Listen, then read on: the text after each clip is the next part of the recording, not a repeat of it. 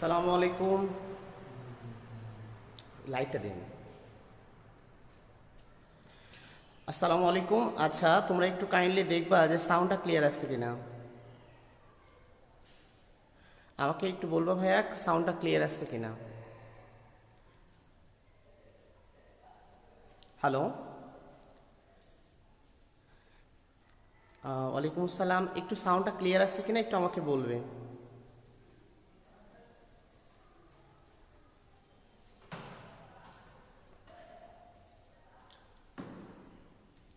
আপু একটু কাইন্ডলি বলো যে সাউন্ডটা ক্লিয়ার আসছে কিনা।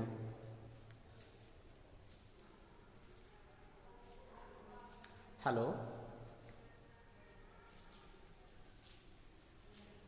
ওকে, আলহামদুলিল্লাহ। আসসালামু আলাইকুম রহমতুল্লাহ। আশা করি সবাই মহান আল্লাহর রহমতে ভালো আছো, আমিও ভালো আছি। তো প্রথমেই আপাতত পরিচয় হয়ে নেই। আমার নাম ওমর ফারুক। আমি বর্তমানে ঢাকা বিশ্ববিদ্যালয়ে অধ্যয়নরত আছি, একই সাথে সাইফোর্স এবং ইউনাইটেড সিনিয়র ইংলিশ টিচার। তো আজকে তোমাদের সাথে চলে আসলাম ইংরেজির একটা নতুন বিষয় নিয়ে। নতুন বিষয় বলতে এটা তোমাদের অ্যাডমিশনের খুবই গুরুত্বপূর্ণ একটা টপিক, যেটা বিভিন্ন পরীক্ষাতে এসে থাকে। তো তোমরা এই বিষয়ে হয়তোবা অনেকে অনেক আগে জানো, যারা অ্যাডভান্স মোটামুটি অ্যাডমিশনে পড়াশোনা করতেছো। তোমাদের স্যার রবুল স্যার আছে, স্যার ভালোভাবে দেখাচ্ছেন। অ্যান্ড আমিও চেষ্টা করতেছি যাতে করে আজকে তোমাদের একটা বিষয়, যে বিষয়টা figure of speech already sir বলে দিচ্ছে যে এই টপিকের উপর ক্লাস হবে। তো এই টপিকটা যাতে করে তোমরা ক্লিয়ারলি বুঝতে পারো অ্যান্ড যাতে করে কোনো সমস্যা না হয় এই টপিক নিয়ে পরবর্তীতে, তো সেটার জন্য আজকের ক্লাসটা শুরু করা। ইনশাল্লাহ তোমরা শুরু থেকেই ক্লাসের নোটগুলো আপাতত ভালোভাবে করে নিবা। বোর্ড যদি ক্লিয়ার না দেখা যায়, তাও আমি মোবাইল ফোনে নেটওয়ার্কে চালাচ্ছি, হয়তো বা নেট ভালো না পেতে পারে। তো তোমাদের জন্য রিকোয়েস্ট রইবে যে আমার কথাগুলো যদি বোর্ড ক্লিয়ার নাও দেখা যায়, সেক্ষেত্রে আমার কথা লিখে, আমার কথা শুনে তোমরা লিখবে খাতায়। আর একটা জিনিস তোমাদের কাছে একটু বলবো যে কে কোথা থেকে ক্লাস করতেছো এটা একটু আমাকে জানাও। আমি তাহলে দেখি যে তোমার কে কোথা থেকে ক্লাস করতেছো, এটা সুবিধা হবে যে তোমাদের লোকেশনটা জানার ক্ষেত্রে।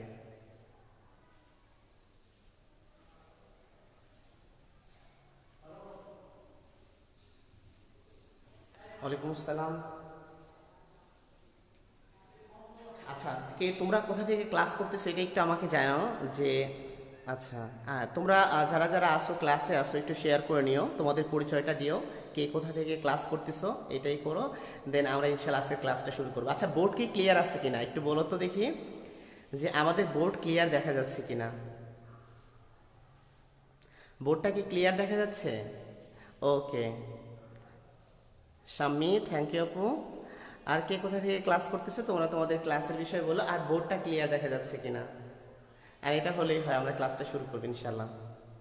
আর তোমরা তোমাদের ক্লাসটা যত পারো শেয়ার করে দাও। সো শেয়ার করলে আমাদের ক্লাস করাতে অ্যান্ড যত স্টুডেন্ট হবে তত আমাদের ভালো হবে। ওকে, গাইবান্ধা থেকে, ধন্যবাদ ভাইয়া। সো তোমরা হচ্ছে একটু ক্লাসটা শেয়ার করে দাও। আর হচ্ছে আর একটা জিনিস দেখো, বোর্ডটা ক্লিয়ার দেখা যাচ্ছে কিনা, এইটা একটু আমাকে বলবা যে ভাইয়া বোর্ডটা ক্লিয়ার দেখা যাচ্ছে। ওকে, ফাইন। সো হচ্ছে আমরা হচ্ছে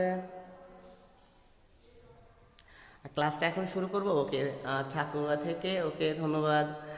আচ্ছা, ওকে, থ্যাংক ইউ। আচ্ছা, ফাইন। আচ্ছা, তো আজকে আমরা ক্লাসটা শুরু করবো। তোমরা সবাই খাতাটা নিবা, আর খাতাটা নেওয়ার পরে আমি যে যে টপিকগুলো লিখবো সেই টপিকগুলো তোমরা কি করবা, ভালোভাবে নোট আউট করে নিবা। আজকে আমাদের টপিক, আমরা টপিকটা শুরু করবো ইনশাল্লাহ। আচ্ছা, বিসমিল্লাহির রহমানির রহিম।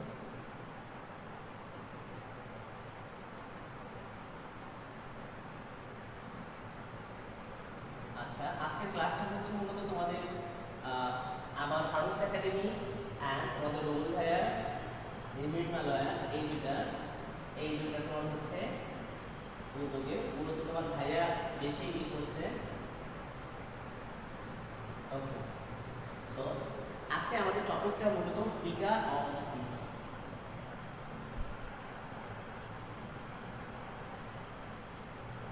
লেখাটা যদি ক্লিয়ার না দেখা যায় তাহলে আমাকে বলবো যে ভাইয়া লেখাটা ক্লিয়ার দেখা যাচ্ছে। ফিগার অফ স্পিচ, এটাকে বলা হয় হচ্ছে ভাষার অলঙ্কার অথবা এটাকে তোমরা বলতে পারো সাহিত্যে আমরা এটাকে বলতে পারি হচ্ছে পরিভাষা বা সাহিত্যের যে বিষয়টা ব্যবহার করা হয় আমরা মূলত এটাকে বলবো হচ্ছে ভাষার অলঙ্কার এটা হিসেবে ইউজ করব। আমাদের ফিগার অফ স্পিচ বা এটার মূল বিষয়টা হলো ভাষার অলঙ্কার। দেখো ফিগার অফ স্পিচ অ্যান্ড তোমরা দেখবা প্রতি বছর বিভিন্ন বিশ্ববিদ্যালয় স্পেশালি ঢাকা ভার্সিটি তো বটে প্রত্যেক বছর ফিগার অফ স্পিচ থেকে একটা না একটা প্রশ্ন এসে থাকে। তো দেখো what is figure of speech, প্রথমত আমাদের এটা জানতে হবে অ্যান্ড এটা জানার পরে আমরা আমাদের ক্লাসটা খুব ভালোভাবে করতে পারবো। তাহলে তোমরা কেউ জানো কি ফিগার অফ স্পিচটা কি? যদি তোমরা জানো অবশ্যই কমেন্ট করে জানাও যে ভাইয়া ফিগার অফ স্পিচ মানে হলো এটা। ফিগার অফ স্পিচ কি? আচ্ছা ভাষার অলঙ্কার। আমরা বুঝতেই পারতেছি যে ধরো আমি তোমাদের বললাম যে আজকে খুবই একটা স্মরণীয় দিন, আজকে খুবই একটা স্মরণীয় দিন, এটার ইংরেজি কি হবে? তোমরা কেউ বলতে পারো ভাইয়া যে it's a memorable day in our life, আমাদের জীবনে খুবই স্মরণীয় দিন। সো আমি এটা বলি কি লিখতে পারি? দেখো তো it is a red letter day. দেখো it is a red letter day, আমরা জানি রেড লেটার ডে মানে কি জানো? তোমরা একটু বলো তো দেখি রেড লেটার ডে অর্থ কি? It is a red letter day. আর রেড লেটার ডে আমরা জানি হলো স্মরণীয় দিন। তাহলে দেখো আমি মেমোরেবল ডে এই ওয়ার্ডটা ইউজ না করে এখানে কি ইউজ করলাম? আ রেড লেটার ডে। সো দেখো এই রেড লেটার ডে এই ওয়ার্ডটা আমি ইউজ করে দেখো মেমোরেবল ডেটা কোথায় গেছি? ভাষাটাকে সমৃদ্ধ করার জন্য, ভাষাটাকে আরো সুন্দর করার জন্য আমি এই ওয়ার্ডটা ইউজ করছি। আজকে একটা স্মরণীয় দিন। তো ইংরেজিতে এটাকে মূলত তোমরা যেটা বলে থাকো ইডিয়মস অ্যান্ড ফ্রেজ এটা বলে থাকো, বাট এটা কিন্তু ফিগার অফ স্পিচেরই একটা অংশ। তো দেখো তোমাদের অ্যাডমিশনে যে ফিগার অফ স্পিচগুলো এসে থাকে সেগুলো মূলত অল্প কিছু, মানে খুবই অল্প কয়েকটা ফিগার অফ স্পিচ এসে থাকে অ্যান্ড সেই ফিগার অফ স্পিচগুলো নিয়ে আজকে আমরা মূলত আলোচনা করব। তো তোমরা সেই জন্য খুব ভালোভাবে তোমাদের যে আমি যে নোটগুলোতে বা যে ধরো ওয়ার্ডগুলো বা টপিকগুলো লিখি সেগুলো তোমরা লিখবে। আমাদের বহুল ব্যবহৃত অ্যান্ড খুব বেশি আসে এমন ফিগার অফ স্পিচের মধ্যে প্রথমে আসে হলো সিমিলি। দেখো আমাদের প্রথম ফিগার অফ স্পিচ। আচ্ছা আরেকটা কথা বলার, দেখো তোমরা ফিগার অফ স্পিচটা আসলে কেন দরকার বা সাহিত্যের অলঙ্কারটা কেন দরকার? যে দেখবা যে কোনো মেয়ের বিয়ের সময় তাকে অনেক খুব সুন্দরভাবে সাজানো হয়, বিভিন্ন রকমের গহনা দিয়ে বিভিন্ন রকমের সুন্দর শাড়ি দিয়ে সাজানো হয়। ছেলেরা কিন্তু সাজে, ছেলেরা যে সাজে না এমনটা নয়। সো তাদের সৌন্দর্যতা বৃদ্ধি করার জন্য, তাদেরকে আরও সুন্দর দেখানোর জন্য, তাদেরকে যেমন গহনা বিভিন্ন রকমের এলিমেন্টস ব্যবহার করা হয় তাদের গায়ে তাদের শরীরে, একইভাবে ভাষাটাকে আরও বেশি সমৃদ্ধ করার জন্য ইংরেজিতে তোমার ফিগার অফ স্পিচ বা ভাষার অলঙ্কার ব্যবহার করা হয়। তো অনেক বেশি ব্যবহৃত ফিগার অফ স্পিচের মধ্যে অন্যতম একটা হচ্ছে সিমিলি। তোমরা সিমিলি এর অর্থটা কি একটু বলবে? যদি পারো সিমিলি এর অর্থ একটু বলো, আমরা নেক্সট পার্টে যাই।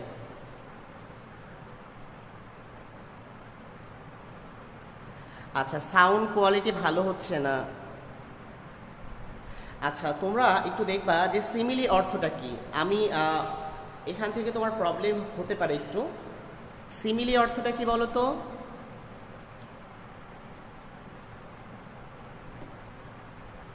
আচ্ছা আমি আরেকটু আগায় দিচ্ছি যাতে করে সুবিধা হয়। সিমিলি অর্থটা কি ভাইয়া বলো দেখি, ভাইয়া আপু যে কেউ পারো?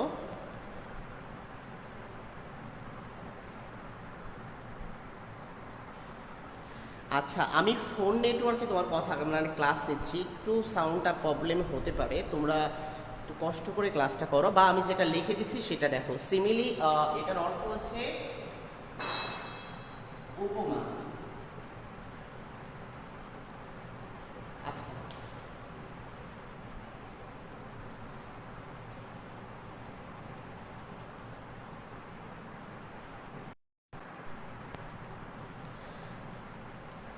আচ্ছা এখন দেখো তো সাউন্ড ক্লিয়ার আছে কিনা, কথা শোনা যাচ্ছে কিনা।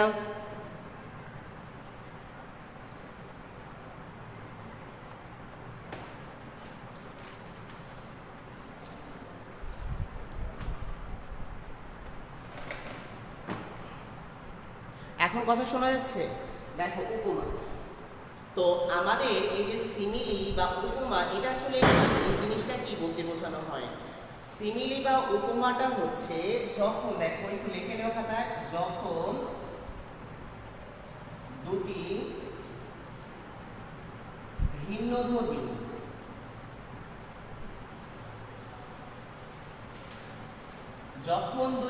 ভিন্নধর্মী বিষয়ের মধ্যে, যখন দুটি ভিন্ন বিষয়ের মধ্যে তুলনা করা হয়, কি করা হয়, তুলনা করা হয়, কম্পেয়ার করা হয়,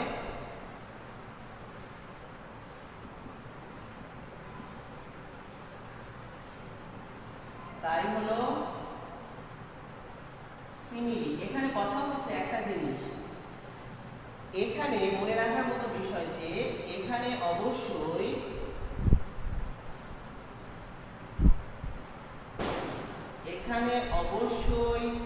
অ্যাজ অথবা লাইক অথবা সো থাকবে। তুলনার ক্ষেত্রে অবশ্যই অ্যাজ, লাইক অথবা সো এটা থাকবে, তোমার অ্যাজ থাকবে অথবা লাইক থাকবে অথবা সো, এই তিনটা ওয়ার্ড অবশ্যই থাকবে। এখানে অবশ্যই অ্যাজ, লাইক বা সো থাকবে। সো তোমরা এটাকে ইংরেজিতে এভাবে লিখতে পারো যে কম্পারিজন টু,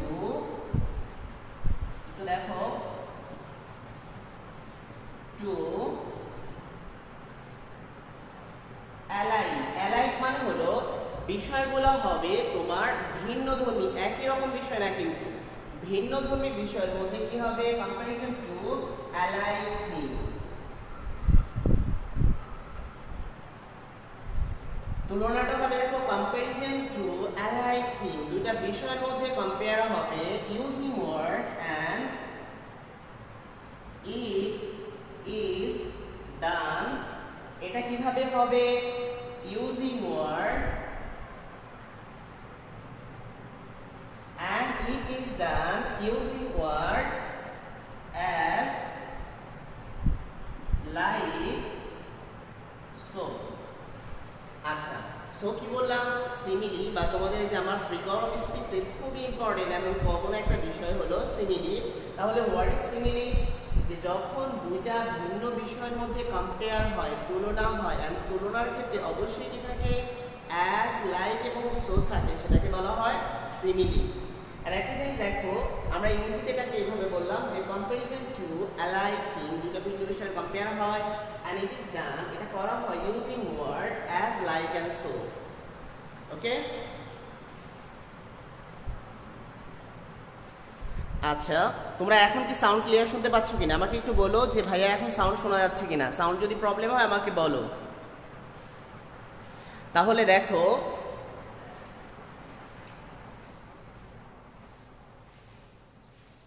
আমরা যেখানে ছিলাম, তোমরা এটা এইভাবে লিখতে পারো এক্সাম্পল হিসেবে, মাই life is like a local bus. দেখো আমি এখানে খুব সুন্দর একটা লিখেছি, মাই life is like a local বাস। তোমরা অনেক সময় বলে থাকো যে ভাইয়া আমার জীবনটা একটা লোকাল বাসের মতন হয়ে গেছে। দেখো মাই লাইফ, ওয়ান থিং, এটা হলো এক নাম্বার জিনিস। আচ্ছা এটা হলো লোকাল বাস, ধরো থিং নাম্বার 2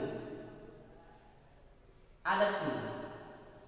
সো দেখো আমরা এটাকে বলতে পারি দুইটা বিষয়, একটা বিষয়, এটা হলো দুইটা বিষয়, এই দুইটা বিষয়ের সাথে কম্পেয়ার হচ্ছে, তুলনা হচ্ছে। আমরা তুলনার ক্ষেত্রে কি ইউজ করছি, দেখো তো লাইক ব্যবহার করছি। তাহলে দেখো আমার জীবনটা, এটা একটা বিষয়, আর লোকাল বাস। আমরা জানি দুইটা ভিন্ন বিষয়ের সাথে যখন কম্পেয়ার করা হয়, তুলনা করা হয়, কি ইউজ করে, অ্যাজ, লাইক এবং সো ব্যবহার করে, সেটাকে বলা হয় সিমিলি। তাহলে দেখো আমি বললাম যে আমার জীবন, মানে আমার জীবনের ধরো এমন গতি যে কোনো সময় আমার লাইফে যে কেউ এন্ট্রি করতেছে, আবার ইচ্ছা হলেই বের হয়ে যাচ্ছে। অনেক সময় হয় না, আমাদের অনেক ফ্রেন্ড তৈরি করি, আবার ফ্রেন্ড ধরো আসতেছে, যখন তাদের সুবিধা নেওয়া শেষ হয়ে যাচ্ছে তখন তারা আবার চলেও যাচ্ছে। সো এই যে দেখো তাদের আসা বা যাওয়া, একটা লোকাল বাসে যেমন যাত্রীরা একবার ওঠে আবার চলে যায়, একবার ওঠে আবার চলে যায়, একইভাবে আমার লাইফের চলার ধরন বা আমার ফ্রেন্ডদের আসার ধরন এবং যাওয়ার ধরনটা দেখে মনে হচ্ছে আমার লাইফটা একটা লোকাল বাসের মতো। সো এই জন্য বলা হয়েছে যে my life is like a local bus. আমার জীবনটা কিসের মতো বলো তো? আমার জীবনটা হচ্ছে একটা লোকাল বাসের মতো। আচ্ছা, তো দেখো আরেকটা উদাহরণ দিতে পারি যে you are like an angel. আচ্ছা দেখো তো, you are like an angel. অনেক সময় আমরা একজনের সৌন্দর্যটা প্রকাশ করার জন্য তার ক্ষেত্রে উপমা হিসেবে বা রূপক হিসেবে ব্যবহার করি যে তুমি তো পরীর মতো দেখতে। আচ্ছা বলো তো, আমরা জানি পরী দেখতে খারাপ না ভালো এটা আমরা শুনেছি, আমরা কিন্তু জানি না, আমরা শুনেছি যে পরী দেখতে অনেক সুন্দর। তো দেখো আমি এই যে অ্যাঞ্জেল এবং তোমাকে কম্পেয়ার করছি, তুলনা করেছি কি ইউজ করে? লাইক ইউজ করে, লাইক ব্যবহার করে। সো দেখো যখন দুইটা ভিন্ন বিষয়, তুমি এবং অ্যাঞ্জেল কিন্তু এক জিনিস না, অ্যাঞ্জেল হল পরী তোমার, এখানে তুমি তো ব্যক্তি। সো দেখো দুইটা ভিন্ন বিষয়ের তুলনা হচ্ছে কি ব্যবহার করে? অ্যাজ, লাইক এবং সো ব্যবহার করে। এটাকে আমরা বললাম কি বলতো? সিমিলি। একটা অ্যাজ লাইক ইউজ করে দিই, আমি অ্যাজ এ ব্যবহার দিই। দেখো our soldier are as brave as lions. Our soldiers are as brave as lions. আচ্ছা তোমরা বলো তো, আমরা আমাদের দেশের যে সৈনিকেরা আছে তাদেরকে তাদের বীরত্বটা প্রকাশ করার জন্য আমাদের সৈনিকেরা, থিং নাম্বার 1 দেখো একটা জিনিস, এন্ড থিং নাম্বার 2 হলো লায়ন্স। তাহলে এই যে একটা জিনিস আওয়ার সোলজার, এক নাম্বার থিং একটা বিষয়, লায়ন্স এটা হলো 2 নাম্বার থিং। দেখো দুইটা ভিন্ন জিনিস, একটা হলো ব্যক্তি আর একটা হলো বস্তু, বাট দেখো তাদের ধর্মটা, তাদের গুণগত দিক একই। যে আওয়ার সোলজারের কি আছে বলতো? ব্রেভ। একইভাবে লায়ন কি আছে? তাহলে দেখো এই যে গুণটা, তাদের গুণটা কিন্তু এক। আর এই যে তাদের তুলনার ক্ষেত্রে আমি কি ব্যবহার করলাম? অ্যাজ, লাইক এবং সো। তাহলে সিমিলি কাকে বলা হয়? যখন দুইটি ভিন্ন বিষয়ের মধ্যে তুলনা করা হয় বাট তাদের গুণগত বিষয় এক। যে আমাদের বীরেরা যেমন সাহসী, আমাদের সেনাবাহিনীরা বা সৈন্যরা যেমন সাহসী, লায়নের মতো। কার মতো? লায়ন। আমরা জানি সিংহ বনের রাজা, সিংহ যেমন সাহসী আমাদের বীরেরা ঠিক একই সাহসী। সো তাদের একটা কমন গুণ, এই দুইটা জিনিসের কমন গুণ হলো ব্রেভ। আমাদের বীরেরাও ব্রেভ, লায়নও ব্রেভ। সো সিমিলি হলো এটাই। তোমাদের যদি সিমিলি নিয়ে কোনো সমস্যা থাকে আমাকে বলতে পারো যে সিমিলি কাকে বলা হয়? যে যখন দুইটি ভিন্ন বিষয়ের মধ্যে তুলনা করা হয় এন্ড তুলনার ক্ষেত্রে অ্যাজ, লাইক এবং সো ব্যবহার করা হয় সেটাকে বলা হয় সিমিলি।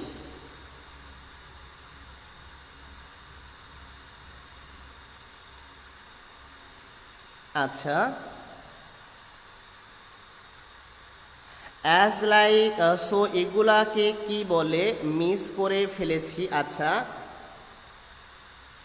সো দেখো অ্যাজ, লাইক, সো হচ্ছে এগুলাকে আসলে কিছু বলে না, মানে তোমার দুইটা টপিক, এগুলা তোমার ইন্ডিকেটর যে আমরা সিমিলি বোঝার ক্ষেত্রে আমরা সিমিলিটা সহজে কিভাবে বুঝবো। ধরো আমি বললাম যে আমার নাম ওমর ফারুক, তো তুমি আমাকে সহজে অনেকভাবে চিনতে পারো যে ভাইয়া ঢাকা ভার্সিটির স্টুডেন্ট, সো এটা একটা সিম্বল। তো দেখো আবার বলতে পারো যে ভাইয়া হচ্ছে তোমার অমুক ডিপার্টমেন্টে পড়ে বা অমুক কোচিংয়ে ক্লাস আছে। সো প্রত্যেকটার একটা সিম্বল আছে। সিমিলিকে চিনতে হলে, সিমিলির বিষয়টাকে খুব ভালোভাবে বুঝতে হলে যে তুমি যদি কোনো বাক্যে দেখো কম্পেয়ার হচ্ছে দুইটা ভিন্ন বিষয়, এক বিষয় না কিন্তু। আমি যদি বলি ধরো Nazrul is as great as তোমার কি বললাম বাইরন। এখন দেখো বাইরনও ব্যক্তি নজরুলও ব্যক্তি, এটা কিন্তু সিমিলি হবে না, সিমিলি হবে দুইটি ভিন্ন বিষয়ের মধ্যে, মানে বিষয়টা থাকবে দুইটা টোটালি আলাদা ভিন্ন একটা বিষয়, বাট তাদের একটা কমন গুণ থাকবে, এটাই হলো তোমার সিমিলি। সিমিলি নিয়ে যদি কোনো সমস্যা থাকে তোমরা বলতে পারো। এন্ড দেন আমাদের এখন টপিক আসবে হচ্ছে তোমার মেটাফোর।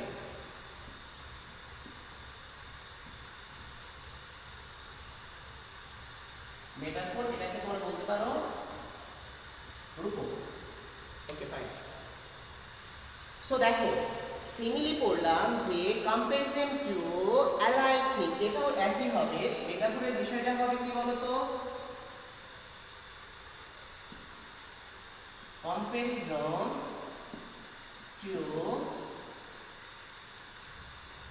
অ্যালাইড থিং, এখানে তুলনা হবে কম্পারিজন টু অ্যালাইড থিং, দুইটা জিনিসের তুলনা হবে, বাট not using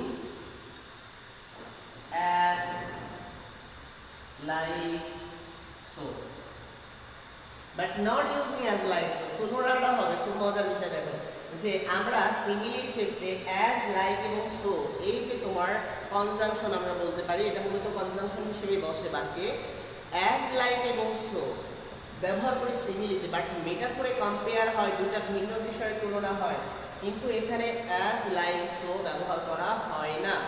এটাকে তোমরা বাংলায় লিখে দিতে পারো, দুইটি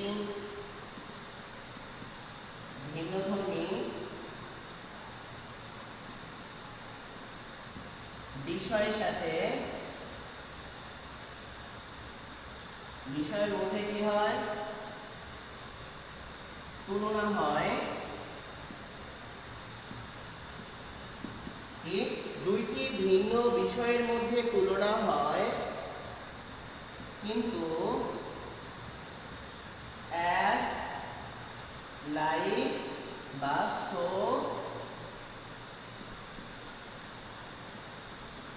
ব্যবহৃত হয় না। তাহলে দুইটা ভিন্ন বিষয়ের সাথে কম্পেয়ার হবে, দুইটা ভিন্ন বিষয়ের সাথে তুলনা হবে, বাট এখানে কি থাকবে না, অ্যাজ লাইক এবং সো থাকবে না। সো তোমরা এই বিষয়টা কিভাবে লিখতে পারো, কিভাবে একটা উদাহরণ দিতে পারি আমরা। দেখো মাই লাইফ, ওই একই সেন্টেন্সের উদাহরণ দিচ্ছি। দেখো মাই লাইফ, আমার জীবন, is a local bus. My life is a local bus. দেখো আমার জীবন, আমি জানি আমার জীবন, আমি কিসের সাথে তুলনা করলাম, আর লোকাল বাস। কেমন যে আমার লাইফে লোকাল বাস যেমন বিভিন্ন যাত্রী বিভিন্ন সময় ওঠে, তো আমার লাইফটাও এমন যে যে কেউ যে কোনো সময় আমার লাইফে এন্ট্রি করে, আবার যে কোনো সময় আমার লাইফ থেকে কি হয়ে যায়, ধরো চলে যায়। সো এই যে আমি কম্পেয়ার করলাম, বাট এখানে অ্যাজ লাইক এবং সো ব্যবহার করলাম না, এটাকে আমরা বললাম কি বলতো, এটাকে বলা হয় মেটাফোর, রূপক। মানে কম্পেয়ার হবে, সিমিলি আর মেটাফোরের মধ্যে মূলত পার্থক্য হচ্ছে সিমিলি এর ক্ষেত্রে অ্যাজ লাইক সো থাকে, বাট মেটাফোরের ক্ষেত্রে অ্যাজ লাইক সো এগুলো থাকে না। তোমরা চাইলে করে বলতে পারো যে ভাইয়া আর কোনো উদাহরণ আছে কিনা। আচ্ছা তোমাদের টেক্সট বই থেকে কেউ কোনো একটা মেটাফোরের উদাহরণ দিতে পারবা কিনা? তোমাদের টেক্সট বই থেকে যে কেউ, তোমরা যদি পারো একটা উদাহরণ দাও দেখি, যে তোমাদের টেক্সট বইয়ের দেখবা যে মেটাফোরের অনেকগুলো উদাহরণ রয়েছে, তোমাদের টেক্সট বই থেকে একটা উদাহরণ দাও, দেখো পারো কিনা। দেখো আমরা একটা সেন্টেন্স লিখি যে my life is a barren। আচ্ছা তোমরা বলতে পারবা এটা কোন কবিতা থেকে আমি বলেছি, মাই life is a barren field, এইটা আমি কোন কবিতা থেকে নিয়েছি? তোমরা কবিতাটার নাম একটু লিখে ফেলো, দেখি পারো কিনা। মাই life is A barren field। আবার এই কবিতাতে আছে মাই life is a broken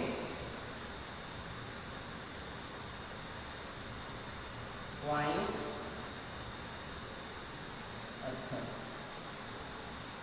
bird. My life is a broken winged bird. So দেখো এই যে তোমাদের টেক্সট বইয়ের একটা কবিতা থেকে নিয়েছি, আমি জানি তোমরা ড্রিমস নামে একটা কবিতা পড়েছো। ড্রিমস কবিতাটা যে ওই কবিতাতে কবি বলছে যে hold fast dream if dreams die life is a barren field. So দেখো এরকমভাবে তোমাদের ড্রিমস কবিতায় আছে যে মাই লাইফ, দেখো আমার জীবন, is a barren field. Barren field মানে অনুর্বর ভূমি। এখন দেখো জীবনের সাথে অনুর্বর ভূমির তো আদৌ কোনো সম্পর্ক নাই। হ্যাঁ, এক জায়গা থেকে আছে যে যাদের স্বপ্ন নাই, লাইফে কোনো গোল নাই, তাদের জীবনটা একটা অনুর্বর ভূমিতে যেমন কোনো কিছু জন্মে না ভালোভাবে, তো তাদের লাইফে যেমন তোমরা যারা আসছো আজকে ক্লাসটা করতেছো, তো তোমাদের মধ্যে অনেকেরই ভালো স্বপ্ন আছে, তারা স্বপ্ন দেখো, তোমাদের ড্রিমটা অনেক সুন্দর, বাট যাদের স্বপ্নটা একটু দুর্বল, তাদের লাইফটা হলো একটা অনুর্বর ভূমির মতো। কেমন? অনুর্বর ভূমিতে যেমন কোনো কিছু ভালো ফলে না, তাদের লাইফে ভালো কিছু আশা করা যায় না। যারা ভালো প্রত্যাশা করতে চায়, ভালো কিছু পেতে চায়, তাদের জন্য কি তাদের ড্রিমটা হতে হবে কি অনেক সুন্দর। তো দেখো আমি আমার জীবনটাকে একটা অনুর্বর ভূমির সাথে কম্পেয়ার করলাম, তুলনা করলাম। কোন দিক থেকে? যে যাদের স্বপ্ন নাই, যাদের ধরো নির্দিষ্ট গোল নাই, তাদের জীবনটা একটা অনুর্বর ভূমি যেখানে কোনো ফসল ফলে না। সো হচ্ছে হ্যাঁ এক্স্যাক্টলি ড্রিমস। তো দেখো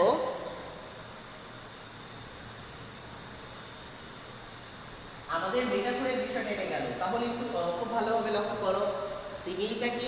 আমরা বললাম সিমিলি হচ্ছে যখন দুইটি ভিন্ন বিষয়ের সাথে কম্পেয়ার হয় দুটা ভিন্ন বিষয়ের সাথে, এবং তুলনার ক্ষেত্রে অ্যাজ লাইক সো ব্যবহার করা হয়, সেটা হলো সিমিলি।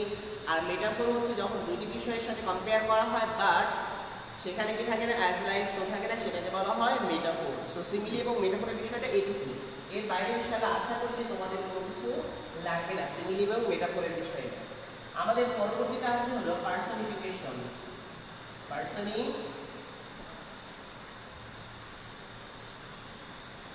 আচ্ছা, পার্সনিফিকেশনে আমি এটা পড়ানোর আগে তোমাদের একটা উদাহরণ দিচ্ছি। Mister cholera is a polite and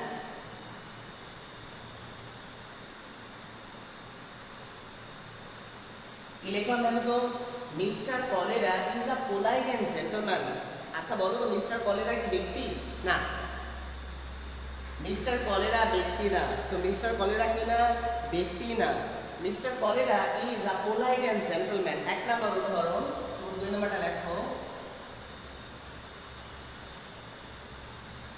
opportunity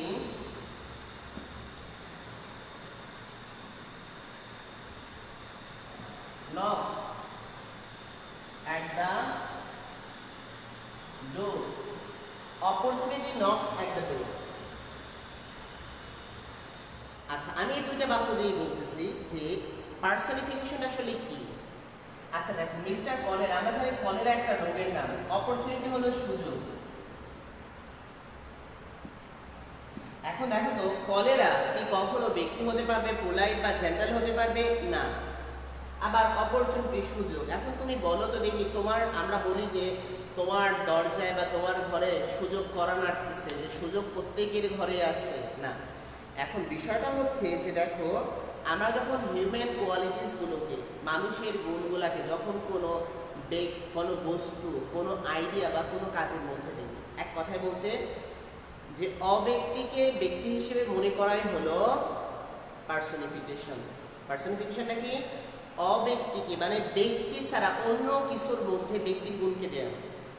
তাহলে হোয়াট ইজ পার্সনিফিকেশন? বলো তো, যে অব্যক্তিকে, অব্যক্তি বলতে কি বোঝায়? এই অব্যক্তি বলতে কোনো আইডিয়া হতে পারে, কোনো থিংস হতে পারে, কোনো বস্তু হতে পারে, অথবা কি হতে পারে কোনো অ্যাকশন। তাহলে দেখো অব্যক্তিকে ব্যক্তির গুণ দেয়াকে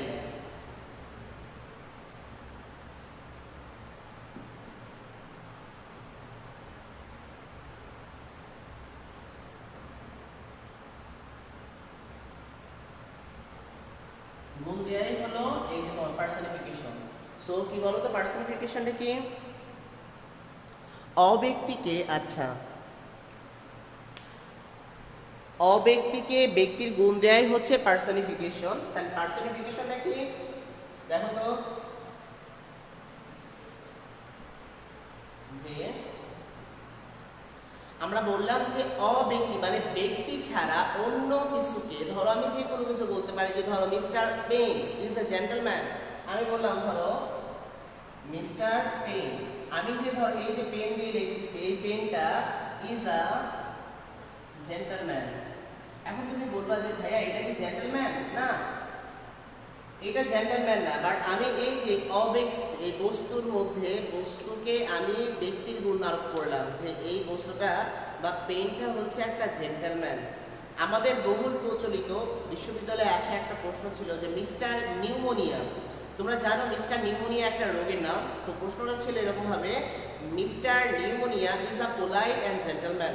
সো পার্সনিফিকেশন হচ্ছে যখন কোনো অব্যক্তিকে মানে ব্যক্তি ছাড়া অন্য কোনো কিছুকে ব্যক্তির গুণ আরোপ করা হয়, সে যে কেউ হতে পারে। মানে অব্যক্তির মধ্যে যদি আমি ব্যক্তির গুণ আরোপ করি সেটাকে বলা হয় পার্সনিফিকেশন। সো তোমাদের আরেকটা উদাহরণ, লাস্ট উদাহরণ আমি দিব এটার জন্য। The sun smiled at us. The sun smiled at us. আচ্ছা বলো তো দেখি, the sun সূর্যটা কি করলো? আমাদের দিকে হেসে উঠলো।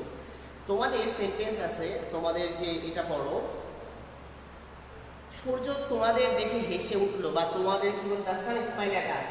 আমরা জানি সূর্য তো ধরো সূর্যের মতনই সূর্য ওঠে, প্রত্যেকদিন সূর্য ওঠে, সূর্য অস্ত যায়, কিন্তু কথা হলো তোমাদের দিকে হাসে, এটা কি আদৌ সত্য? এখন আমরা বা কবি বা বিভিন্ন মানুষ বলে যে সূর্য হাসছে বা চাঁদ উঠছে, চাঁদ কত সুন্দর চকচক করতেছে। এখন এই যে আমরা জানি এই হাসার গুণটা কার? এ হাসতে পারে কে? ম্যান।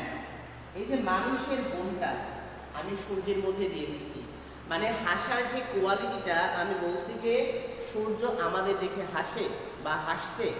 সো এই যে হাসার যে কোয়ালিটিটা ছিল মানুষের কোয়ালিটি, ম্যানের কোয়ালিটি, আমি দিলাম কাকে? সূর্যকে। এটাকে বলা হয় পার্সনিফিকেশন। পার্সনিফিকেশনটা হচ্ছে যখন কোনো অব্যক্তিকে ব্যক্তির গুণ আরোপ করা হয় সেটাকে বলা হয় পার্সনিফিকেশন। আই হোপ দ্যাট তোমরা বুঝতে পারছো। তোমাদের যদি আচ্ছা এটা সমস্যা থাকে আমাকে বলতে পারো। পার্সনিফিকেশনটা কি? পার্সনিফিকেশন হচ্ছে,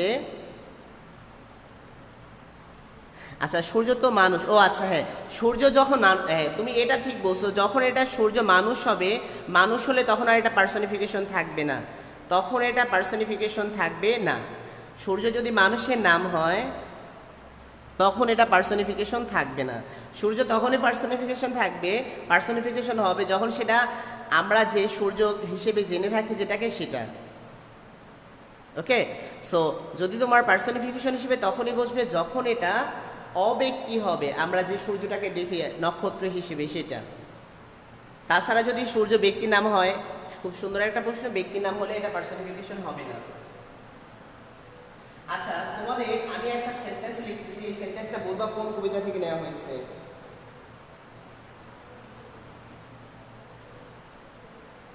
Thy tooth is not so। এটা কোন কবিতা থেকে নেওয়া হয়েছে তোমরা একটু আমাকে যদি বলতে পারো বলতে পারো। এন্ড এই কবিতাটা লিখছে কি? Thy tooth is not so keen। এটা কার কবিতা, মানে কোন কবিতা থেকে নেওয়া হয়েছে? আচ্ছা এটা একটু বলো তো দেখি। লাভ অ্যান্ড ফ্রেন্ডশিপ, খুব সুন্দর। আনসার হয়েছে। আচ্ছা বলো তো দেখি, লাভ অ্যান্ড ফ্রেন্ডশিপটা লিখেছে কে? হু রোট লাভ অ্যান্ড ফ্রেন্ডশিপ?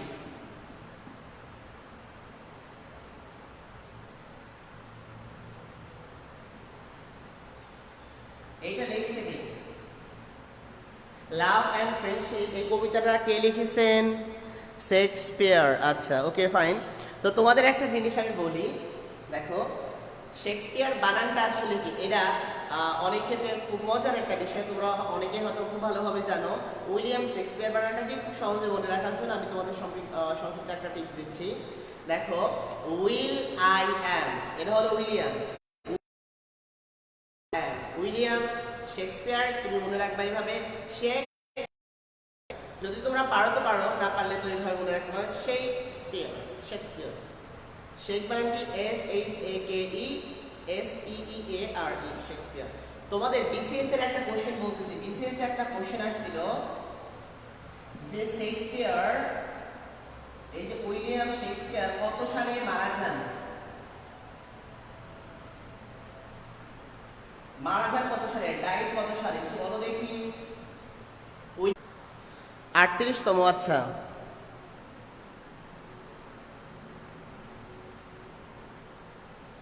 তো দেখো আমাকে একটু বলবা যে তোমাদের এই যে প্রশ্নটা মানে হচ্ছে উইলিয়াম শেক্সপিয়ার কত সালে মারা যান, তোমরা যদি বলো হ্যাঁ উইলিয়াম শেক্সপিয়ার তিনি কত সালে মারা যান, বিসিএস এই কোশ্চেনটা এসেছিল, সো তোমাদের পরীক্ষাতে আসতেই পারে উইলিয়াম শেক্সপিয়ার কত সালে মারা যান। তোমরা একটু কাইন্ডলি কমেন্ট করো, when did Shakespeare die?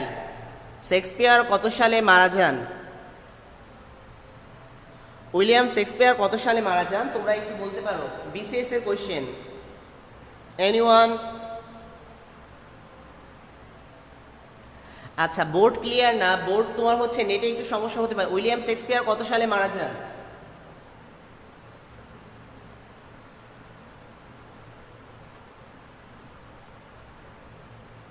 When did William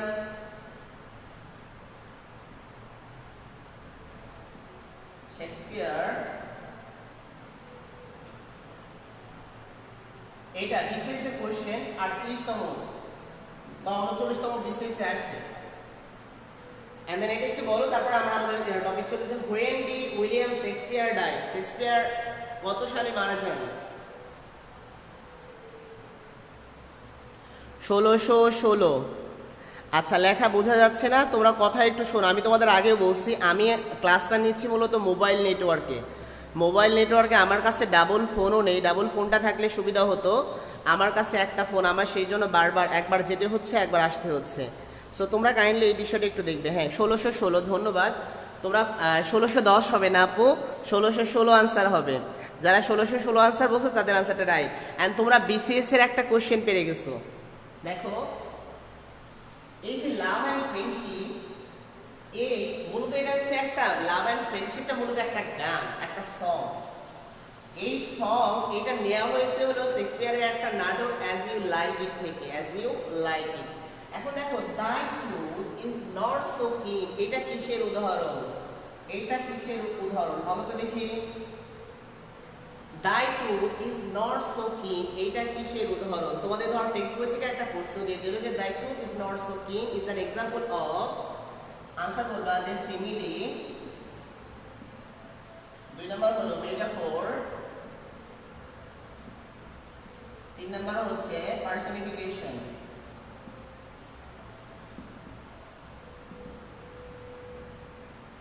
তাহলে দেখো the truth is not so কিন এটা কিসের উদাহরণ? দেখি তোমরা কে আনসার কি করো। পার্সনিফিকেশন। ওকে একজন আনসার বলছো, আমি আনসার দেখি নেই, তারপরে আমি আনসারটা বলি। তোমাদের একজন আনসার বলছো, দেখো এটা কিসের উদাহরণ? The truth is not so কিন। আচ্ছা তোমাদের একটা জিনিস দেখো, পরীক্ষাতে এই বিষয় থেকে প্রশ্ন হয়, তোমাদের স্পেশালি প্রায় ম্যাক্সিমাম প্রশ্নই হবে টেক্সট বই থেকে, তো কবিতা থেকে তুলে দিবে হুবহু line, the truth is not so কিন। দেখো দাই ইংরেজি এই যে দাই, এটা মূলত হলো ইয়োর, টুথ যদি থাকে, your tooth is not so কিন। আমরা জানি দেখো শীতের বাতাস, এখানে বলা হচ্ছে শীতের বাতাসে কোনো দাঁত আছে না, এখানে বলা হচ্ছে যে শীতের বাতাসের তীক্ষ্ণতা অতটা ধারালো নয়। আমরা জানি শীতের বাতাসের কোনো দাঁত নেই, কিন্তু তারপরেও এই যে শীতের বাতাসে কে আমি, এটা হলো একটা বস্তুবাচক বিষয়, বস্তুবাচক বিষয় কোনো একটা আইডিয়া বা থিম, এইটার মধ্যে আমি ব্যক্তির গুণ দিয়ে দিছি, পার্সনের গুণটা দিয়ে দিছি, এই জন্য এটাকে বলা হবে পার্সনিফিকেশন। এটা একটা পার্সনিফিকেশনের উদাহরণ। সো তোমরা অলরেডি আনসার রাইট বলে দিছো, দেখো ইজ নট সো কি is an example of personification. তাহলে আমরা আবার একটু ক্লিয়ারভাবে বুঝি, হোয়াট ইজ পার্সনিফিকেশন। পার্সনিফিকেশন হলো যখন কোনো অব্যক্তিকে, মানে ব্যক্তি ছাড়া অন্য যে কোনো কিছুর মধ্যে আমরা ব্যক্তির গুণ আরোপ করি। ধরো আমি বললাম যে ধরো my Punjabi is a very polite and handsome guy, খুবই পোলাইট। এখন দেখো পাঞ্জাবি তো আর হ্যান্ডসাম হইতে পারবে না বা পোলাইটও হইতে পারবে না, কিন্তু পাঞ্জাবিকে আমি ধরো ব্যক্তির গুণ আরোপ করে দিছি, এই যে এটাকে বলা হবে পার্সনিফিকেশন। সো আমাদের 4 নাম্বার টপিক হচ্ছে হাইপারবোলি। আমরা একটু লিখে নিও, আমাদের 4 নাম্বার টপিক কি বলতো? হাইপার। এটা তোমরা দেখে বুঝতে পারতেছো যে একটু সামথিং ইজ সামথিং সামথিং। ওই যে আমাদের কিছু ফ্রেন্ড আছে, দেখবা আমাদের কিছু ফ্রেন্ড আছে যে তারা কি করে, মোটামুটি করে একটু, বাট বলে হচ্ছে ধর 1 গুণ করলে পরে বলে 10 গুণ বাড়ায়। ধরো তার নানার বাড়িতে 2 বিঘা জমি আছে, বলে যে আমার নানার তো লাখ লাখ বিঘা বা শত শত বিঘা জমি। এই জায়গায় এটা হচ্ছে হাইপারবোলি, মানেই হচ্ছে ওভার স্টেট করা। কি করা? ওভার স্টেট করা। ওভার স্টেট মানে হচ্ছে ওভার স্টেট বা এক্সাগারেট করা।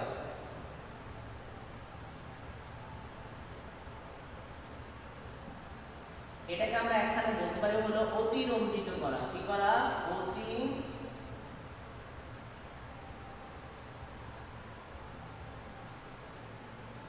অতিরঞ্জিত করা। ধরো আমি এখানে তোমাদের বলতে পারি যে উদাহরণ হিসেবে অনেক উদাহরণ দিতে পারবা। তুমি একটা অনুষ্ঠানে গেলে বা একটা প্রোগ্রামে বা একটা কনসার্টে গিয়ে বললে যে I saw millions of people at the programme, যে I saw millions of people. ধরো লোক আছে মোটামুটি 1000, 2000 বা 5000, তো তুমি বললা যে লাখ লাখ মানুষ এখানে আসছে, আদৌ কিন্তু অত লোক আসে নাই। সো এই যে যতটুকু না তার চেয়ে অনেক বেশি বাড়ায় বলাকে বলা হয় হচ্ছে হাইপারবোলি, বা তোমার কি এটাকে আমরা আরেকভাবে বলতে পারি যে ওভারস্টেট করা। কোনো কিছুকে অতিরিক্ত বলা, অতিরিক্ত বাড়ায় বলা, এটাকে বলা হয় হলো হাইপারবোলি। তোমাদের উদাহরণ দিচ্ছি একটা, দেখো যে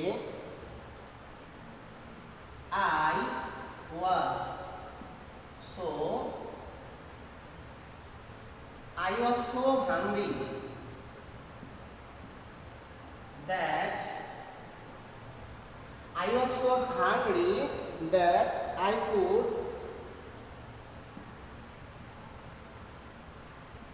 eat a। আচ্ছা বলো তো, তোমার অনেক সময় হয় না যে I was so hungry, দেখি তোমরা কি বলছো, his salary is so handsome। না, এটা পার্সনিফিকেশনের তোমার উদাহরণ হয় ব্যবহার করা যায়, হিজ স্যালারি, তার বেতন, সো হ্যান্ডসাম। আমরা এটাকে একদিক থেকে বলতে পারি পার্সনিফিকেশনের উদাহরণ যে তার মোটামুটি ভালো, হ্যান্ডসাম তো আর হতে পারবে না, এটা উদাহরণ হতে পারবে যে his salary is so handsome, এটা তুমি পার্সনিফিকেশনের মধ্যে দিতে পারবে। এখন দেখো পার্সনিফিকেশনে আমরা যেই পাচ্ছি, দেখো আমি কি বললাম, আই ওয়াজ সো হাংরি, আমি এতটাই ক্ষুধার্ত যে that I could it a cow, একটা গরু খায় ফেলবা, এটা কি সম্ভব বলো? কারো পক্ষে কি একটা গরু খাওয়া সম্ভব কিনা? যে অনেক সময় হয়, ধরো আমাদের খিদা লাগলে আমার মনে হয় যে আমি সব খেয়ে ফেলবো। ধরো দাওয়াত বাড়িতে গেছো, মোটামুটি খাওয়া নাই, তো তোমার মনে হচ্ছে এক ডেক্সির মধ্যে যা আছে সবই খেয়ে ফেলবো। সো ধরো যতটুকু না পারো তার চেয়ে অনেক বেশি বাড়ায় বলো, I was so hungry that I could it a cow, আমি কি খেয়ে ফেলবো, একটা পুরো গরুই খেয়ে ফেলবো। আমি আরেকটাই বলছি, দেখো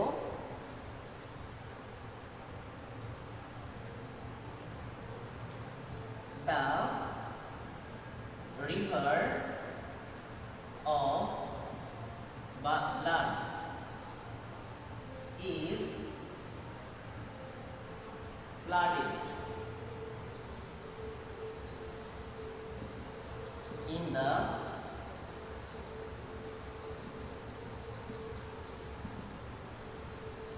The river of blood is flooded in the battlefield. আচ্ছা, the river of blood, আমরা জানি the river নদী of blood, কিসের নদী?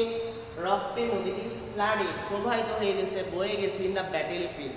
আচ্ছা, তোমরা বলো তো দেখি, আমরা জানি যুদ্ধের মাঠে বা যুদ্ধের ক্ষেত্রে রক্ত ঝরবে, কথাটা সত্য, কিন্তু কথাটা হচ্ছে যে এই যে দেখো রক্ত ঝরবে, তার মানে কি রক্তের বন্যা বয়ে যায় কোথাও? না, তার মানে হলো ধরো তুমি একটু রক্ত দেখছো, বললো যে ওই লোকটা ধরো একটু কেটে গেছে, বললো যে মানে হচ্ছে গা দিয়ে কেজি কেজি রক্ত পড়তেছে। সো বিষয়টা হচ্ছে যা না তার চেয়ে অনেক বেশি এক্সাগারেট করা, ওভার স্টেট করাকে বলা হয় হলো হাইপার বলি। হাইপার বলি বলা হয় হলো কোনো কিছু এক্সাগারেট করা, অতিরিক্ত বাড়ায় বলা। আচ্ছা, খাওয়া পসিবল? ও আচ্ছা, হ্যাঁ এটা বলতে পারো। এখন দেখো যে হাইপারবোলিক বিষয়টা কেমন, তুমি বলতে পারো যে আমাকে বললা যে ভাইয়া আমি তোমাদের বললাম যে আমি এক ডেস্কি ধরে খেয়ে ফেলবো, কেমন ভাই? তুমি খেতে পারো, কেমন ভাই? ধরো ডেস্কিটা ধরলা তারপরে খেয়ে ফেললাম, মানে ডেস্কিটা তুমি কিন্তু ফুল খাচ্ছ না, তুমি বলছো কন্ডিশন ছিল এটা যে আমি ডেক্সি ধরে খাবো, তার মানে হলো তুমি ডেক্সিটা ধরলা তারপরে খাওয়া শুরু করলা, 2 পিস 3 পিস যা খাও খাও, তোমার কন্ডিশন কিন্তু তুমি ফিল আপ করছো। সো একইভাবে এই ক্ষেত্রে হতে পারে। আচ্ছা দেখো, তাহলে হাইপারবোলিটা কি? হাইপারবোলিটা হচ্ছে যে জিনিসটা যেমন না তার চেয়ে অনেক বেশি বাড়ায় বলো। ধরো তোমার একটা বান্ধবী আছে, একটা বন্ধু আছে, তুমি বললা যে দেখতে হচ্ছে আমির খানের মতন, আমির খানের চেয়েও সুন্দর। তো বিষয়টা হলো তোমার বন্ধু মোটামুটি আছে বাংলাদেশে, ধরো হচ্ছে কোনো একটা যে কোনো একটা নায়কের মতন বা সুন্দর দেখতে, কিন্তু ধরো তুমি এমনভাবে বললা যে তার আছে মোটামুটি আনার কোলে, তুমি বানায় দিলে সেই। এই যে এই জিনিসটা যেমনটা না তার চেয়ে বেশি বাড়ায় বলা, ওভার স্টেট করাটাই হচ্ছে তোমার হাইপারবোলি। তোমাদের প্রশ্ন পরীক্ষাতে বিভিন্ন সময় এই জায়গা থেকে প্রশ্ন আসতে পারে। আর একটা উদাহরণ বলতে পারি, I saw millions of people at a glance. I saw millions of people, আমরা জানি আমরা ধরো একটা জায়গায় লোক দেখতে পারি, কিন্তু বললাম যে আমি লাখ লাখ লোক দেখেছি এক জায়গায়, এটা আসলে ইম্পসিবল। সো এটাকে আমরা বলি হচ্ছে হাইপারবোলি। এখন দেখো আমাদের পরবর্তীটা হচ্ছে, তোমরা পরবর্তী পার্টটা নিবা হলো অক্সিমোরন। কি লিখবা? অক্সিমোরন।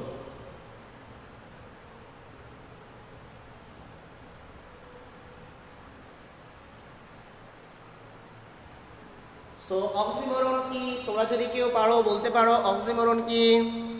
What is oxymoron? যে পাশাপাশি দুইটা বিপরীতধর্মী শব্দ বসে বাক্য গঠিত হয়, যে পাশাপাশি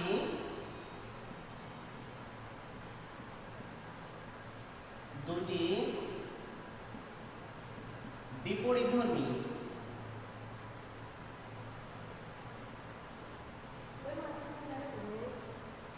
পাশাপাশি দুটি বিপরীতধর্মী না না পাশাপাশি দুটি বিপরীতধর্মী শব্দ বসে বাক্য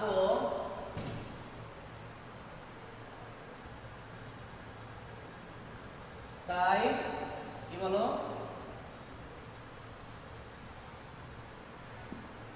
অক্সিমোরন। যে পাশাপাশি দুইটা বিপরীতধর্মী বাক্য বসে কি যদি কোনো সেন্টেন্স গঠিত হয় সেটাকে বলা হয় হলো অক্সিমোরন। আমি তোমাদের খুব সুন্দরভাবে একটা উদাহরণ দিচ্ছি। তোমাদের মধ্যে তোমাদের অনেক ফ্রেন্ড আছে যে ধরো ইট ইজ অ্যান ওপেন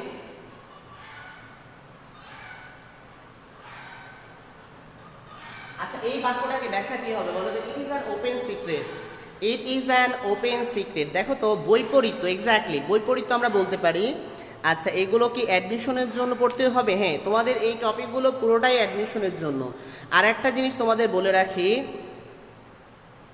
দেখো তোমাদের এই যে অক্সিমোরন পার্টটা অ্যাডমিশনে মানে এই পুরো পার্টটাই তোমাদের ধরো এই আমরা যে ফিগার অফ স্পিচের পুরো বিষয়টাই অ্যাডমিশনে আসে।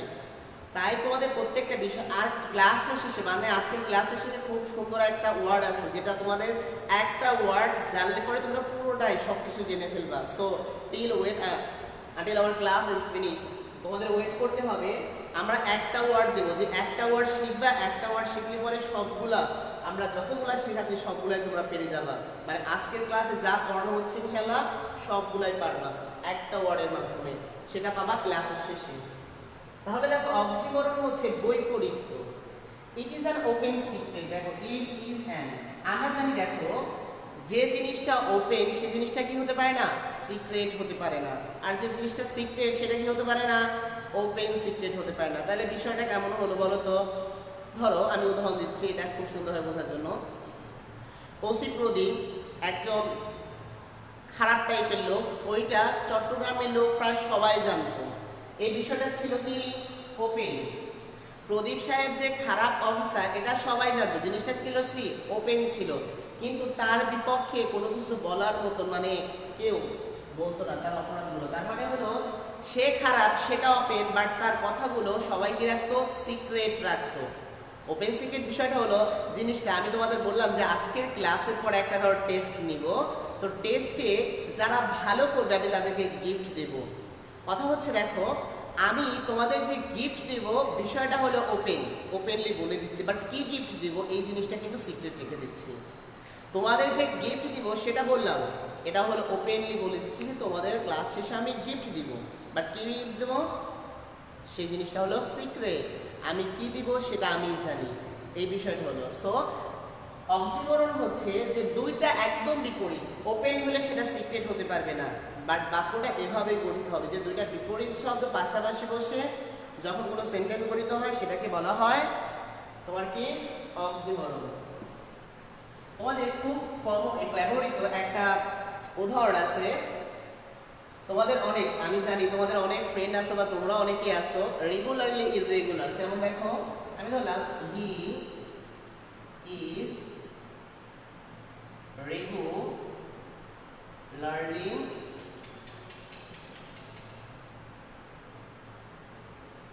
আচ্ছা দেখো আমরা জানি যে জিনিসটা রেগুলার বা যে রেগুলার সে কি হতে পারবে না, ইররেগুলার মানে অনিয়মিত হতে পারবে না। বাট আমি বললাম হি ইজ রেগুলারলি, সে নিয়মিতভাবে অনিয়মিত। তার মানে কি, ধরো আমাদের প্রাইভেট হচ্ছে সপ্তাহে 5 দিন বা 10 দিন বা 15 দিন, বাট সে ক্লাসে থাকে, ধরো 15 দিন ক্লাস হলে সে 14 দিনই থাকে না। তার মানে কি, সে নিয়মিতভাবে অনিয়মিত। রেগুলার হচ্ছে রেগুলার বিপরীত আমরা জানি ইররেগুলার। সো সে নিয়মিতভাবে অনিয়মিত, এটাও আমার কিসের উদাহরণ, অক্সিমোরনের উদাহরণ। আমরা লাস্ট আর একটা উদাহরণ দিব, যে তোমরা লাস্ট উদাহরণটা লিখতে পারো যে আই অ্যাম ক্লিয়ারলি কনফিউজড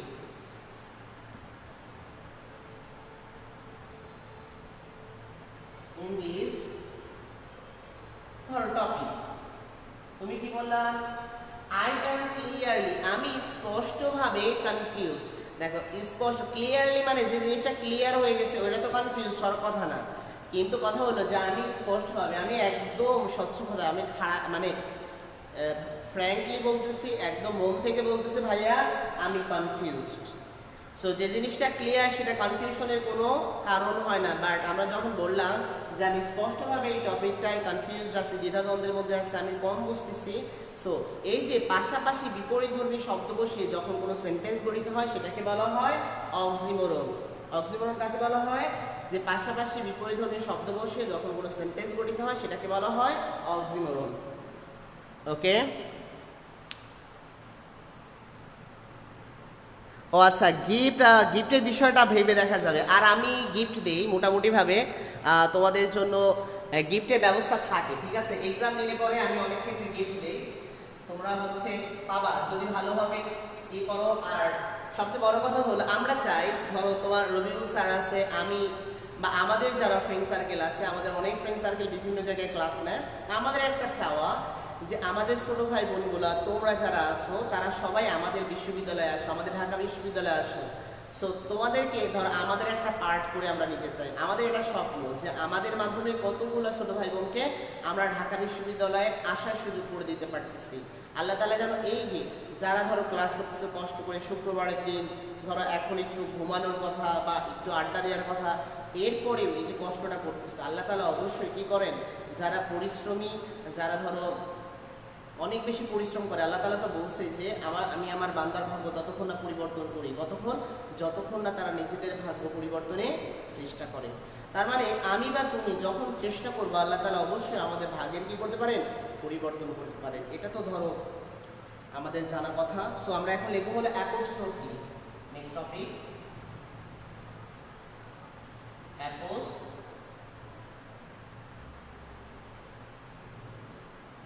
তোমরা জানো অ্যাপোস্ট্রফি জিনিসটা কি আসলে?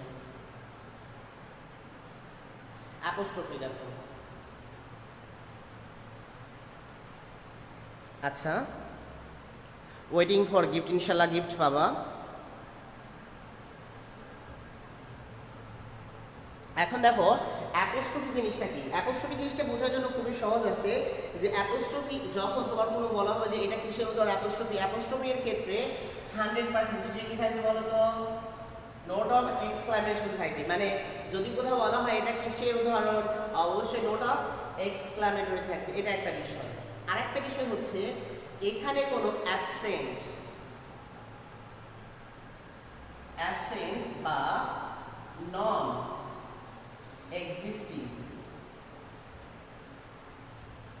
এক্সিস্টিং পারসন or thing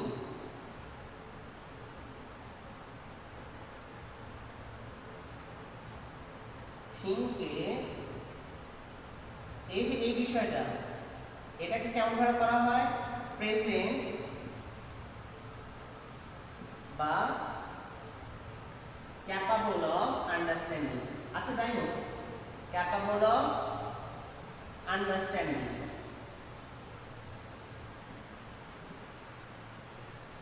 তোমাদের সুবিধার্থে বলতেছি, দেখো আমি একটা সেন্টেন্স না দিলে আসলে এটা খুব ভালোভাবে বুঝতে পারবে না অ্যাপোস্ট্রফিটা কি। অ্যাপোস্ট্রফি এর ক্ষেত্রে অবশ্যই নোট অফ এক্সক্লামেশন থাকবে, এক নাম্বার বিষয়। দুই নাম্বার বিষয় হচ্ছে যে এখানে অ্যাবসেন্ট মানে অনুপস্থিত বা নন এক্সিস্টিং থিং, ধরো যে জিনিসটা উপস্থিত না, এই জিনিসটাকে এমন ভাবে বলা হবে যে মনে হচ্ছে ওটা তোমার কাছেই আছে। দেখো লাইফ, উদাহরণ দিচ্ছি, দেখো লাইফ, একটা উদাহরণ লেখো তাহলে বুঝতে পারবা। লাইফ মানে কি, জীবন। Life, note of exclamation, I can't understand you, যে বললা যে জীবন। আচ্ছা দেখো এখানে আমি বলতেছি কি, লাইফ একটা জিনিস দেখো যে life I can understand you, তাহলে কি হলো যে এই যে দেখো জীবন, এখন বললাম যে জীবন আই ক্যান আন্ডারস্ট্যান্ড ইউ, জীবন মানে তোমার বন্ধু জীবন না, জীবন মানে হচ্ছে আমি আমার লাইফের কথা বললাম। দেখো এটা কিন্তু অ্যাবসেন্ট বা নন এক্সিস্টেন্ট, আমি কিন্তু এটা দেখতে পারি না, বাট আমি এমনভাবে বললাম বিষয়টা, এটা আন্ডারস্ট্যান্ড, এটা আমাদের বুঝতে পারে। যাই বললাম যে জীবন আই ক্যান আন্ডারস্ট্যান্ড ইউ, যে হাই জীবন আমি তোমাকে বুঝতে পারতেছি না। জীবন মানে কি, যে আমি আমাদের জীবনের কথা বলছি, যে জীবনে কি করলাম, না পড়াশোনা করলাম, না ভালো স্টুডেন্ট হলাম, না ভালো গায়ক হলাম, না ভালো অভিনেতা হলাম, যে জীবন আই ক্যান আন্ডারস্ট্যান্ড ইউ, আমি এ পর্যন্ত তোমাকে বুঝে উঠতে পারলাম না। আরেকটা দেখো, why don't you work? Why don't you work?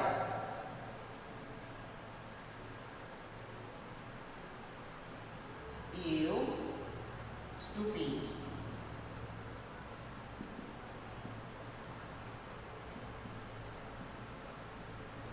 দেখো আমি বলতেছি why don't you work, তুই কাজ করিস না কেন, ইউ স্টুপিড কম্পিউটার। ধরো তুমি এখন ক্লাস করতেছো, আমি আমার ফোনে ক্লাস নিচ্ছি, তো ফোনের নেটওয়ার্কেরও বাজে অবস্থা, আমার ফোনেরও বাজে অবস্থা, তো আমি বললাম যে why don't you work, তুই কাজ করতেছিস না কেন, stupid computer, you stupid phone.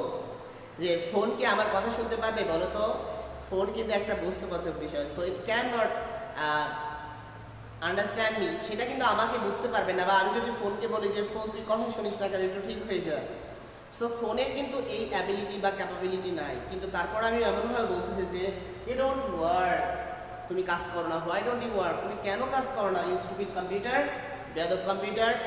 So এই যে অব্যক্তি বা হচ্ছে আনপ্রেজেন্ট কোনো বিষয়টাকে আমরা যদি আমাদের ক্যাপাবল অফ আন্ডারস্ট্যান্ডিং এর মধ্যে নিয়ে আসি, এটাকে আমরা বলি হচ্ছে অ্যাপোস্ট্রফি।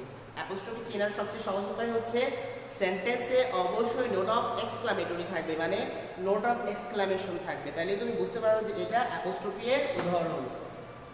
সো আমরা আমাদের ক্লাসের একদম লাস্ট টপিক, আরও আছে, আরও দুইটা আছে, আমি এটার পরে একটা টপিক দিব। দেখো অ্যাপোস্ট্রফির পরে এই জিনিসটা তোমরা এর আগে হয়তো কখনো শোনো না, এটা শুনলেও শুনতে পারো, তোমরা একটু লিখে নিও। ও এন ও, অনোমেটোপিয়া,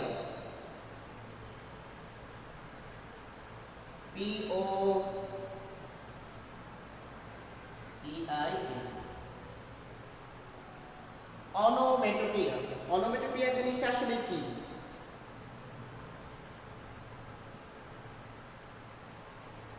আচ্ছা, অনোমেটোপিয়া এটা লেখো a word which imitates, a word which imitates, imitates মানে হলো নকল করা, imitates মানে কি করা, a word যে ওয়ার্ড, একটা ওয়ার্ড which imitates যেটা নকল করে the natural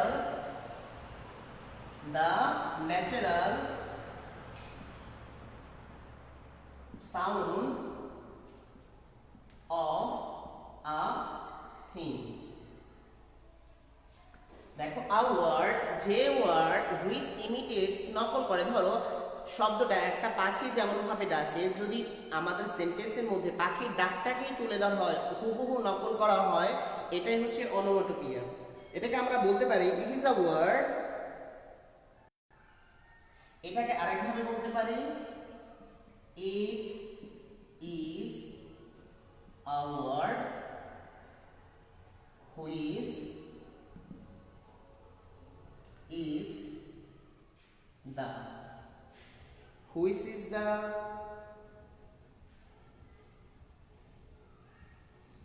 sound of that thing। আচ্ছা, খুব সহজে এটা তোমরা যদি লেখা বোঝা না যায় সেই ক্ষেত্রে তোমরা একটু কষ্ট করেই করতে পারো। যদি লেখা বোঝা না যায় অনোমেটোপিয়া এটা পরীক্ষাতে খুব কম আসে, আমি জাস্ট একটু তোমাদের বোঝানোর জন্য যে বললাম যে a word which imitates the natural sound of a thing, কোনো একটা বিষয়ের ন্যাচারাল সাউন্ডটা যখন তুলে দেওয়া হয়, কোনো একটা বিষয়ের ন্যাচারাল সাউন্ডটাকে যখন বলা হয়, তখন সেটা হচ্ছে কিসের উদাহরণ? অনোমেটোপিয়া। যেমন তোমাদের আমি একটা উদাহরণ দিচ্ছি, ধরো বলো তো কুকুর, কুকুরের ডাক কি, মানে কুকুর কিভাবে ডাকে, তার ডাকটার ইংরেজিতে কি বলা হয়, কুকুর যে ডাকে তার ডাকটা আসলে কেমন, তোমরা এটা যদি আমাকে বলতে পারো অনুকরণ, হ্যাঁ অনুকরণ, তোমরা একটু বলতে পারবা যে কুকুরের ডাকের ইংরেজিতে কি বলা হয়, বা ইংরেজিতে কুকুরের ডাকটাকে কিভাবে তুলে ধরা হয়, যদি পারো আমাকে একটু বলতে পারো যে কুকুরের ডাকটা ইংরেজিতে আসলে কিভাবে লেখা হয়। এনিওয়ান? এটা যে পারবা তার জন্য একটা সেন্টার ফুড যাও, আমারে সেন্টার ফুড না, একটা মামা খাজা পাবা যে কুকুরের ডাকটাকে ইংরেজিতে কি লেখা হয়। এনিওয়ান? তোমরা গিফট চাচ্ছিলা কে কে জানো, সো তোমরা গিফট পাবে এখন যদি এটার আনসার দিতে পারো। এই যে ইংরেজিতে কুকুরের ডাকটা আমরা বললাম যে it is a word which imitates the natural sound of a thing, এটা হলো এমন একটা ওয়ার্ড যা কোনো একটা বিষয়ের প্রকৃত সাউন্ডটা, ন্যাচারাল সাউন্ডটাই লেখা হয়। তাহলে আমি বললাম যে ইংরেজিতে কুকুরের ডাকটাকে কিভাবে লেখা হয়। এনিওয়ান? যে কেউ লিখতে পারো? আচ্ছা, বোঝা যাচ্ছে না, আমি তো তোমাদের একটা কোশ্চেন বলছি, ইংরেজিতে বলছি, দেখো আমি তোমাদের বলছিলাম যে ইংরেজিতে কুকুরের ডাকটাকে কি দিয়ে লেখা হয়, বা কোন এসেতে লেখা হয়, বা কি বলা হয়, বেই। আচ্ছা, না এটা প্রায় অনেকটাই কাছাকাছি চলে গেছো, অনেকটাই কাছাকাছি, কিন্তু এটা না, ইয়ো না, এটা হবে না, তুমি একটু দেখো বার্কিং, বার্কিং ডগ মানে তোমার কি বার্কিং না তো। আচ্ছা, বার্কিং ডগ সিলডম বাইটস, না বার্কিং না। আচ্ছা আমি লিখতেছি, দেখো দ্য লার্জ ডগ, একটু সেন্টেন্সটা দেখো, The large dog অথবা said the large dog said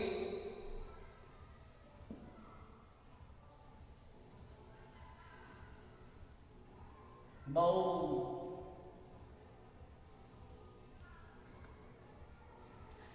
The large dog said bow. Barking dog, a barking dog না তো, বার্কিং ডগ না, বাউ। এই যে দেখো অলরেডি লিখে ফেলছি, তোমার আনসার লেখার আগেই লিখে ফেলছি। সো মেহেদি হাসান তুহিন, তুমি আনসার করছো। আচ্ছা, লেখাটা ক্লিয়ার হচ্ছে না, লেখাটা হচ্ছে এখানকার ই তোমার হচ্ছে স্পষ্ট না। হ্যাঁ, নেটওয়ার্কের সমস্যা হতে পারে, একটা নেটওয়ার্কের সাথে হতে পারে, আর একটা দেখো দ্য লার্জ ডগ,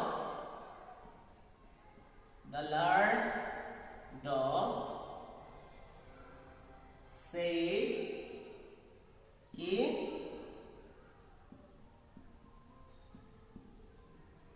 bow.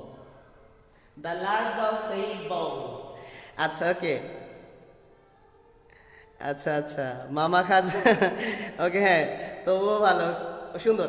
এখন তোমাদের আমি একটা দেবো, মামা খাজা খাওয়ার আরেকটা সুযোগ আছে, এই সুযোগটা কেউ হাতছাড়া করবে না। আমাদের এই ক্লাসটা আমাদের অলরেডি 6টা, আমি তোমাদের বলছিলাম না 7টা হয়ে গেলে পরে একটা ওয়ার্ড লিখবো, একটা ওয়ার্ড আমি এখন একটু এরপরেই দিব। এর আগে তোমাদেরকে আমি একটা কাজ দেবো, দেখি তোমরা, স্যার তো তোমাদের পরীক্ষা নিচ্ছে, Rabiul sir. So Rabiul sir অনেক ভালো এক্সাম নিচ্ছে, আমি জানি ওর প্রশ্নগুলো অনেক স্ট্যান্ডার্ড হয়, স্যার অনেক ভালোভাবে প্রশ্ন করেন। আমি তোমাদের একটা ভয়েস চেঞ্জ দিব, দেখি তোমরা কত সুন্দর পারো ভয়েস চেঞ্জ। আচ্ছা, ভয়েস চেঞ্জটা তোমরা একটু সবাই লিখবা, ডোন্ট মেক মি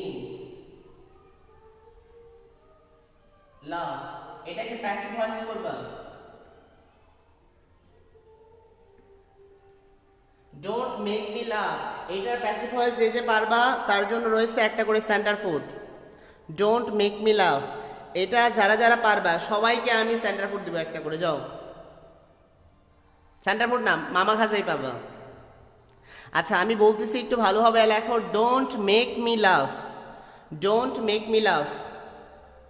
সো এটা সবার জন্যই উন্মুক্ত, যে কেউ আমার স্টুডেন্ট বাদে, আমার স্টুডেন্ট যারা ক্লাস অলরেডি আমার এর আগে করছো, আমার ওখানে আলাদাভাবে আছে, সো তারা বাদে যে কেউ এখানে আনসার, তোমরা সবাই আনসার করতে পারো, তাইলে পরে পাবা তোমরা একটা মামা খাজা।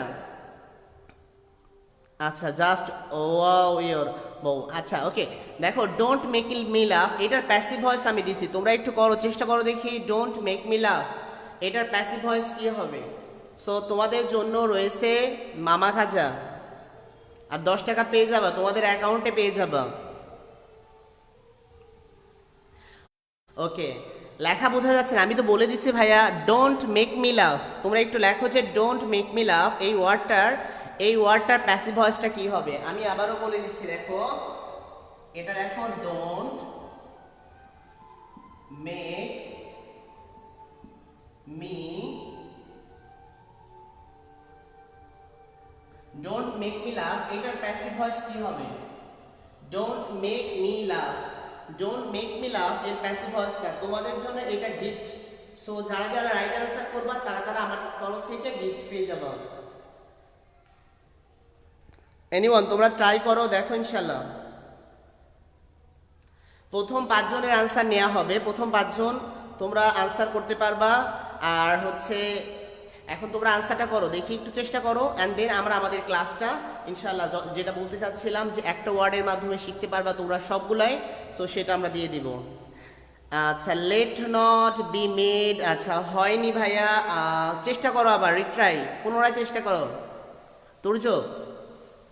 তুর্য আবার চেষ্টা করো, খুব সুন্দর ট্রাই করেছো, বাট আবার চেষ্টা করতে হবে, এটা তোমাদের হোমওয়ার্ক যদিও থাকবে যদি না পারো। ডোন্ট মেক মি লাভ, তোমরা বলো না যে আমি আর হাসতে পারতেছি না, আমারে আর হাসায়ও না। আচ্ছা, লেট নট না, আরো চেষ্টা করো আহমদুল্লাহ। আচ্ছা, আনামুল্লাহ আবার করতে হবে ভয়েসটা, লেট। আচ্ছা, মেহেদি হাসান তুহিন আবার চেষ্টা করো ভাইয়া, হয়নি। আচ্ছা, ইমপতি, আচ্ছা আরাফাত আবার চেষ্টা করো, হয়নি। তোমরা দেখো কাজ দেখলে চলে যায় ছেলেমেয়েরা, কাজ দেখে ডরাবা কেন?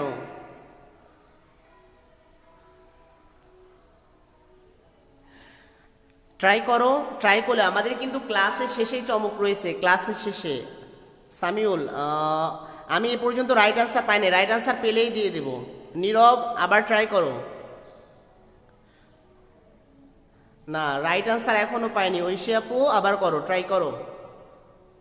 আমির হামজা, আনসার এখনো হয়নি, রাইট। আচ্ছা, তো হচ্ছে এখন বলো আনসারটা কি তোমরা নিবা না আমি পরে জানাই দিব? ডোন্ট মেক মি লাভ, এ পর্যন্ত আমি একটা রাইট আনসারও পাইনি। সো হচ্ছে তোমরা চাইলে পরেই করতে পারো, না হলে আমি পরবর্তীতে আনসার জানিয়ে দেব। সো দেখো, don't make me love passive ভয়েসটা ছিল। আচ্ছা বলো, তোমাদের আনসার কিন্তু এখনো একজনের হয়নি।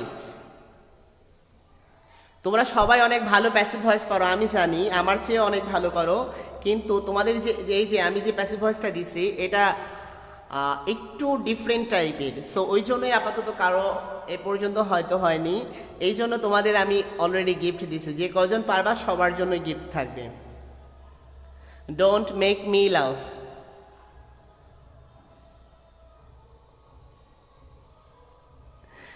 সেটা নিবা তো অবশ্যই, গিফট দিব, এটাতে কোনো সমস্যা নেই। সো তোমরা গিফট পাবা, বাট এর আগে তোমাদের আনসার করতে হবে।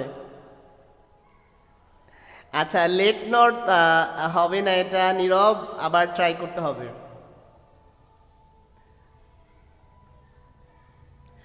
আচ্ছা ওকে ফাইন। সো তোমরা আপাতত আনসার মনে হয় করবা না, বুঝতে পারছি।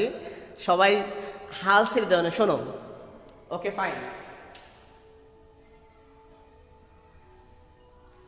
একটা জিনিস সবসময় মনে রাখবা, এটা জিনিস দেখো, never give up, never give up hope. শোনো, তারাই ঢাকা বিশ্ববিদ্যালয়ে চান্স পাবে। আমাদের থেকে ধরো প্রত্যেক বছরই অনেক স্টুডেন্ট চান্স পায়। কারা চান্স পায় আমি বলি, তুমি খুব মেধাবী তোমাকে হতে হবে না, তুমি যে খুব ভালো মেধাবী, ধরো কলেজের টপ, অনেক সময় দেখা যায় কলেজের টপও ধরো খারাপ করতেছে, ভাগ্য জিনিসটা লাগে। কিন্তু কথা হচ্ছে কি, যে তুমি যদি ধরো যারা নর্মাল, ধরো গত বছর আমাদের একটা স্টুডেন্ট চান্স পাইছে কমার্স থেকে, মাত্র দেখো মাত্র 3.89 নিয়ে, 3.89 থেকে নিয়ে কমার্স থেকে ঢাকা বিশ্ববিদ্যালয়ে চান্স পেয়েছে আমাদের স্টুডেন্ট। এটা ইজিলি পসিবল, তোমাদের জন্য লাগবে, but you should never give up hope. কখনোই হতাশ হওয়া যাবে না। You never ever should be give up your hope, তোমার আশা ছেড়ে দিবে না। যতক্ষণ নিঃশ্বাস থাকবে ততক্ষণ তোমাকে কি করতে হবে, লড়ে যেতে হবে। সো তোমরা এখনো ওই জন্য যে নিজে ট্রাই করাটা কখনো সারবা না। আচ্ছা আনসার বলে দিব, আনসারটা বলবো বাট পরে বলবো। আচ্ছা, আনসার না হলে গিফট না, আনসার না হলে গিফট দেবো কিভাবে বলো? আনসারটা আমি বলে দিব, অবশ্যই বলে দিব। আচ্ছা, এখন ধরো আমি আজকে ক্লাসে পুরো যে জিনিসগুলো পড়ালাম সেই জিনিসটা আমি এখন একটা ওয়ার্ডের মধ্যে লিখবো। আমি তোমাদের বলছিলাম ক্লাস শেষে একটা ওয়ার্ড দেবো, যে ওয়ার্ডটা তোমাদের পুরো ক্লাসটা কি কি শিখলাম সব বিষয়গুলো জানতে পারবা। তোমরা সবাই এই ওয়ার্ডটা লেখো।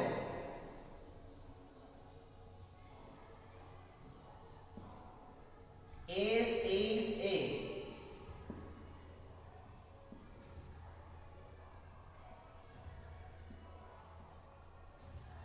দেখো তো কি লিখছি, বোঝা যায় কিনা?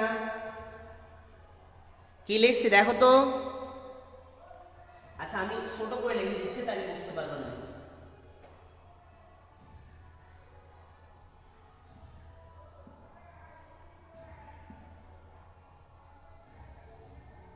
কি লিখছি দেখো, শ্যাম্পু। তোমরা এটা ইউজ করো না শ্যাম্পু? দেখো তোমরা কিন্তু সবাই শ্যাম্পু ইউজ করো, গোসলের সময় শ্যাম্পু ইউজ করে থাকো। এখন কথা হচ্ছে যে আমি এই যে শ্যাম্পু ওয়ার্ডটা লিখছি, দেখো শ্যাম্পু, একটু দেখো SHAMPOO, শ্যাম্পু। তো তোমরা এখানে লিখতে পারো এস তে কি হবে বলো তো, সিমিলি। এইচ তে কি হবে, হাইপারবোলি। এতে কি হবে, অ্যাপোস্ট্রফি।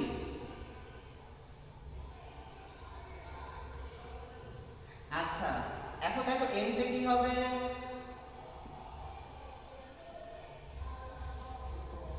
মেটাফোর।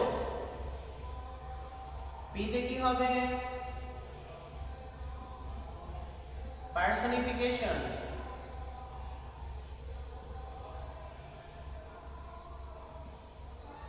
এখন ওতে কি হয় বলতো? অক্সিমোরন। আর এর মধ্যে কি হবে? অনোমেটো। দেখো তো আজকের ক্লাসে আমরা যা শিখলাম, শ্যাম্পু, হ্যাঁ ক্লিয়ার ম্যান, না না না ক্লিয়ার ম্যান না, শ্যাম্পু। শ্যাম্পু দেখো আমি লিখেছি, দেখো শ্যাম্পু ওয়ার্ডটা লিখেছি। তো শ্যাম্পু ওয়ার্ডটা ভালোভাবে লক্ষ্য করো, তাই দেখি বাবা যে শ্যাম্পুতে আসলে কি কি আছে। এখন দেখো শ্যাম্পু কি কি আছে? Simile, hyperbole, apostrophe, metaphor, personification, oxymoron, onomatopoeia. So দেখো আমরা একটা ওয়ার্ড থেকে সবগুলা জানলাম। Simile, hyperbole, apostrophe, metaphor, personification, oxymoron, onomatopoeia. আজকের আমরা ক্লাসে যা যা শিখলাম সবগুলাই একটা ওয়ার্ডের মধ্যে আছে। দেখো ওকে, তাহলে দেখো আমরা যে বিষয়টা তোমাদের পড়লাম, পুরো বিষয়টা তোমরা খাতাটা যদি যারা নোট করেছো, নোট যারা করেছো তারা একটু পুরো লেকচারটা একটু রিভাইজ করো। আমরা এখন বলবো যে দেখো আমাদের ফার্স্ট টপিক ছিল কি? আমরা বলেছিলাম simile. What is simile? Simile হচ্ছে যখন দুইটি বিষয়ের মধ্যে কম্পেয়ার হয়, তুলনা হয়, যখন দুইটা বিষয়ের মধ্যে ভিন্ন বিষয়ের মধ্যে তুলনা হয়, আর তুলনার ক্ষেত্রে অ্যাজ, লাইক এবং সো ব্যবহার করা হয়। যখন দুইটি আলাদা বিষয়ের মধ্যে তুলনা করা হয় আর তুলনায় অ্যাজ, লাইক এবং সো ব্যবহার করা হয়, সেটাকে বলা হয় সিমিলি। সিমিলির উদাহরণ বলেছিলাম যে মাই লাইফ, আমার জীবন is a local bus, is like a local bus. আমার জীবন একটা লোকাল বাসের মতো। লোকাল বাসে যেমন যাত্রী ওঠানামা করে, আমার জীবনে তেমন বন্ধু ওঠানামা করে। এই যে লাইক আসছে। আরেকটা উদাহরণ বলেছিলাম কি? আওয়ার হিরোজ আর as brave as Lions. Lion যেমন সাহসী, আমাদের বীরেরাও, সৈনিকেরাও তেমন সাহসী। এই যে দেখো কমন গুণ হলো ব্রেভ। মেটাফোর কাকে বলা হয়? বললাম যে দুইটা ভিন্ন বিষয়ের মধ্যে কম্পেয়ার হবে বা তুলনা হবে, বাট সেখানে কি থাকবে না? অ্যাজ, লাইক এবং সো থাকবে না। এটাকে বলা হয় কি বলতো? এটাকে বলা হয় মূলত তোমার মেটাফোর। অ্যান্ড দেন দেখো পার্সনিফিকেশন।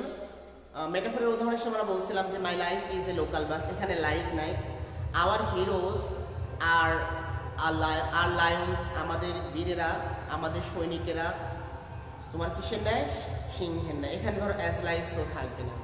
পার্সনিফিকেশন হলো অব্যক্তিকে ব্যক্তি হিসেবে কল্পনা করা বা ব্যক্তির গুণ দেয়া। মানে বিষয়টা ব্যক্তি না। আমি বললাম Mr Punjabi is a gentleman, Punjabi ব্যক্তি না, বাট আমি বললাম কি এটা ব্যক্তির গুণ দিলাম। মানে অব্যক্তিকে ব্যক্তি মনে করাই হলো পার্সনিফিকেশন। দেন দেখো অক্সিমোরন। অক্সিমোরন কি? যখন বিপরীত ধর্মী দুইটা সম্পূর্ণ বৈপরীত্যপূর্ণ দুইটা ওয়ার্ড পাশাপাশি বসে, তখন সেটাকে বলা হয় অক্সিমোরন। যেমন বললাম যে I am clearly unclear about the matter. I am clearly unclear, আমি স্পষ্টভাবে অস্পষ্ট, আমি বিষয়টা স্পষ্টভাবে বুঝতে পারিনি। আবার বললাম হি ইজ রেগুলারলি ইরেগুলার, সে নিয়মিতভাবে অনিয়মিত। অ্যান্ড দেন দেখো অ্যাপোস্ট্রফি। অ্যাপোস্ট্রফির ক্ষেত্রে বিষয়সূচক চিহ্ন থাকে, আর ধরো কোনো একটা অ্যাবসেন্ট বা ধরো নন এক্সিস্টেন্ট বিষয়টাকে আমাদের বোঝার বোধগম্য করে তোলা হয় এখানে অ্যাপোস্ট্রফির ক্ষেত্রে। অ্যান্ড দেন তোমাদের আরেকটা বলবা হাইপারবোলি। হাইপারবোলিটা কি? কোনো কিছুকে অতিরিক্ত বাড়ায়া বলা। অতিরিক্ত বলা মানে বিষয়টা যেমন না তার চেয়ে অনেক বেশি বাড়ায় বলা। যে বলে I could it up a cow, আমি একটা গরু খাওয়া ফেলবো। আবার বললাম যে the river of the blood is flooded away, ধরুন রক্তের বন্যা বয়ে গেছে। রক্তের তো আর বন্যা এরকম হয় না। এই যে অতিরিক্ত বাড়ায় বলাকে বলা হয় হচ্ছে তোমার কি? হাইপারবোলি। অনোমেটোপিয়া হচ্ছে কোনো ধরো বস্তু বা কোনো বিষয়ের ন্যাচারাল সাউন্ডটাকে যে ওয়ার্ড তুলে ধরে সেটাকে বলা হয় হলো অনোমেটোপিয়া। সো এটাই ছিল আমাদের ফিগার অফ স্পিচের উদাহরণ। আমি তোমাদের এখন একটা কাজ দিব, একটা কাজ দেখি এইটা তোমরা পারো কিনা। এটা তোমাদের হোমওয়ার্ক। হোমওয়ার্ক বলতে এখন the people of our country, এটা সবাই খাতায় লিখবা। The people of our country are not corrupted. The people of our country are not corrupted, আমাদের দেশের মানুষেরা, এটা কিসের উদাহরণ? ইটস অ্যান এক্সাম্পল অফ, এটা কিসের উদাহরণ?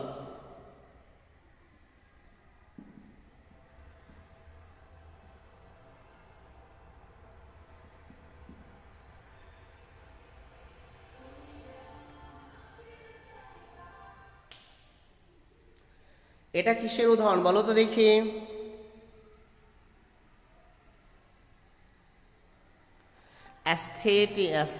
Antithesis, thesis.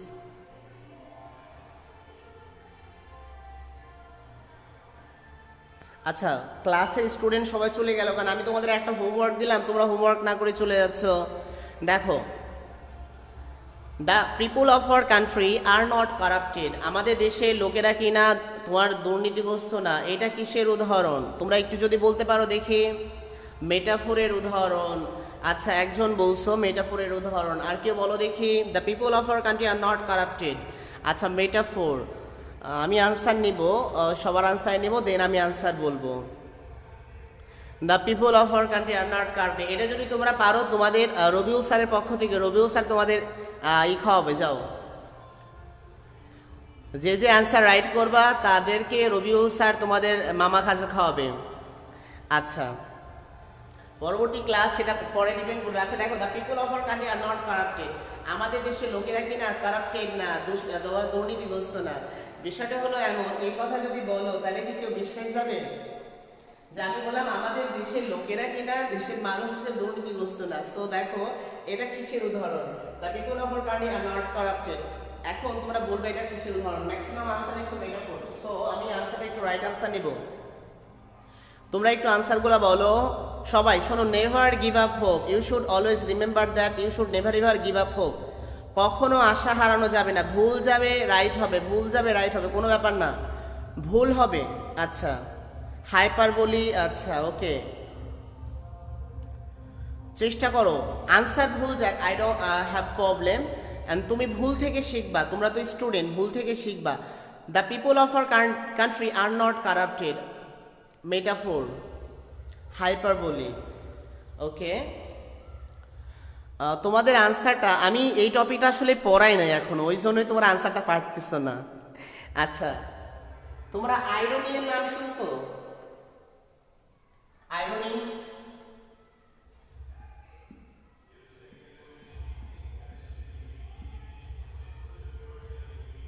আইরনি, আইরনি তোমরা বলো যে বিদ্রুপ করা, কি করা? মানে আইরনি জিনিসটা কেমন? ধরো আমরা যেসব আইরনি হলো এমন সব বাক্য, এমন সব ওয়ার্ড বলি আমরা, এমন সব ওয়ার্ড বলে বা এমন সব সেন্টেন্স বলি যেখানে মূল বিষয়টা না, মানে যা বলা হয় অর্থটা তার সম্পূর্ণ বিপরীত। মানে যে সেন্টেন্সগুলো আমরা বলি অর্থটা তার সম্পূর্ণ বিপরীত, মানে মূল সেন্টেন্সটা, মূল অর্থটা সম্পূর্ণ বিপরীত। আইরনিটা হলো এটাই যে আমরা যে শব্দ বা বাক্য বোঝাতে ব্যবহৃত হয়, মুখে যা বলি প্রকৃত অর্থ সম্পূর্ণ বিপরীত, এটাই হলো আইরনি। এখন দেখো, এটা মূলত আইরনি এর উদাহরণ হবে। আচ্ছা, ঢপ মারা, আচ্ছা এইটা মূলত ঢপ মারা, হ্যাঁ বিদ্যুৎ, এইটা আমি যে উদাহরণটা লিখছি এটা মূলত আইরনি হবে, যে the people of our country are not corrupted, আমাদের দেশের লোকেরা কিনা কারাপ্টেড না, এটা সম্পূর্ণ মিথ্যা কথা, আমাদের দেশের অনেক লোকই কারাপ্টেড, এটা হবে আইরনির উদাহরণ। তোমাদের আরেকটা গল্প আছে, William Somerset Maugham at the luncheon, ও যে বলে না, I never eat anything for luncheon, কথাটা কি সত্য? বলো তো, I never eat anything for luncheon, এই কথাটা কি সত্য কিনা? অবভিয়াসলি মিথ্যা, কারণ সে খায়, প্রচুর পরিমাণে খায়। আই নেভার ইট, এটাও তোমার কিসের উদাহরণ? আইরনি এর উদাহরণ। সো আমাদের ক্লাসটা এখনই শেষ হবে, আমি ক্লাসটা শেষ করব একটা ডিগ্রি দিয়ে। সো তোমরা ডিগ্রি করতে রাজি আছো কারা কারা? একটু হাত তুলো দেখি। আমাদের ক্লাসটা শেষ হবে একটা ডিগ্রি দিয়ে, আমরা এটা লিখবো যে the students of India, the students of India are not as good as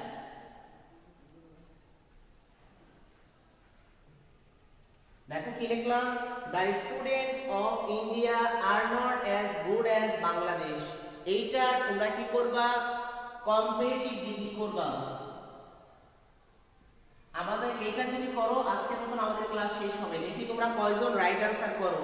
তোমরা তো এসএসসি পরীক্ষা দিবা, অ্যাডমিশন দিবা সামনে, এই ডিগ্রিটা করো, the students of India are not as good as Bangladesh. আচ্ছা করো দেখি, the students of India are not as good as Bangladesh. হ্যাঁ হ্যাঁ করো দেখি, the students of India are not as good as Bangladesh. এটার আনসার একটু করো দেখো। লেখা না বোঝা গেলে আমাকে বলো যে ভাইয়া লেখা বোঝা যাচ্ছে না। The students of India are not as good as Bangladesh. সো দেখো, the students of India, Indian স্টুডেন্টসরা are not as good as Bangladesh, বাংলাদেশের মতো এত ভালো না, আমাদের বাংলাদেশের স্টুডেন্টরা অনেক বেশি ভালো। সো আমি এই বিষয়টাকে লিখছি, তোমরা এটাকে কম্পারেটিভ ডিগ্রি করবে। আমি জানি তোমরা সবাই ডিগ্রি অনেক ভালো করো।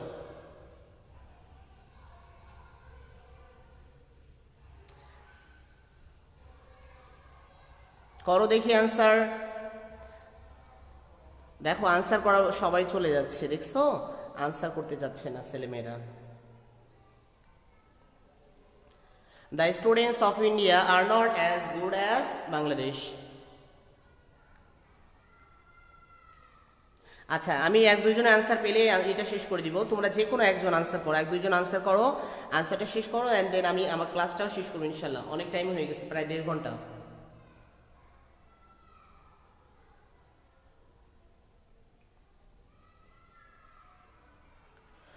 আচ্ছা ওকে,